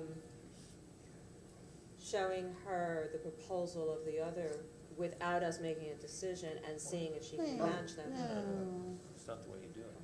I think. Well, it the- doesn't, but At this stage, ethics, because we're gonna let them evaluate it. I think before we leave tonight, and I'm not suggesting we're ready to, but before we leave tonight, we need to be sure whether you're embracing the review, the discussion, the evaluation, and the site visits by those representatives of the community committee, and whether you're embracing that, endorsing that, or whether you're choosing some other process. I think it's important that we leave tonight with confidence that that's to happen. If that were to happen, Bill, if you were to go with that committee, Bill Allen would be the board's representative there. Art Wood would be there as he was Against what we before. actually would like to do is gonna be And the more other difficult. people who were on the first committee, who are choosing to return, would be there, the representative of the hospital and all the different agencies that were represented in the prior time. Mr. Bowman, I'd like to make a motion that we continue with this process as it stands. Is there a second? second. Is there any discussion? All those in favor? Aye. Aye. Opposed? Great. Continue on. Treasurer's report. Wait a minute. Dennis, Terry had a question. you wanna die? No more time. You wanna die? Academic decathlon, I think that they should be brought in and given just as much acknowledgement and recognition as any sports member. They have been each year, Mrs. Prokowski, and they will be. Thank Next you. month. Are there any Any other items before we get to the treasurer's report, Mrs. Markowski? Thank you, I'm finished. Great. Dennis, please. For the month of February 1994, we had cash receipts for the month of $1,453,111.15. Year-to-date, $77,484,991.41. Disbursements for the month, $5,482,562.45. Disbursements year-to-date, $52,527,074.03. We have term investments of $3 million and temporary investments of $25,289,000. Great. Any questions of Mr. Kelly? Thank you. The general fund. And they said St. Patrick's Day would be fun. I recommend. It's almost over. We're into St. Joseph's. We're almost in May 18th. I recommend approval of the sanction checks listed in the amount of $6,131,776.49, and the disbursements for approval in the amount of $622,099.58. So moved. Second. Moved by Redcamp, second by Allen. Any discussion? All those in favor? Aye. Opposed? Motion carries. Food service report, Mr. Hartson. All that food that we froze during the month of January, we were able to use during the month of February. And I'm pleased to be able to report to the board a profit for the month in the amount of $56,888.04, reducing our year-to-date deficit to $17,207.38. By the end of the year, we should be in good shape. Oh, one more month, Bill. Yeah. By next month, you'll have it. You'll be ahead. Yeah. We hope. It's supposed to snow tomorrow. Yeah, snow tomorrow, Alan. That's 4 o'clock for you. Any I'm just questions? gonna stay up with Dennis the rest of the night. In fact, you wanna join us? Any other questions on food service? Great, thank you, Bill. Federal programs, Charlie, anything? No report, mercy. Mr. Potash, Solicitor's Report. Is there a move to adjourn? Move. We're adjourned. There will be an executive session afterwards to discuss personnel issues. If you told me, that's fine. I would.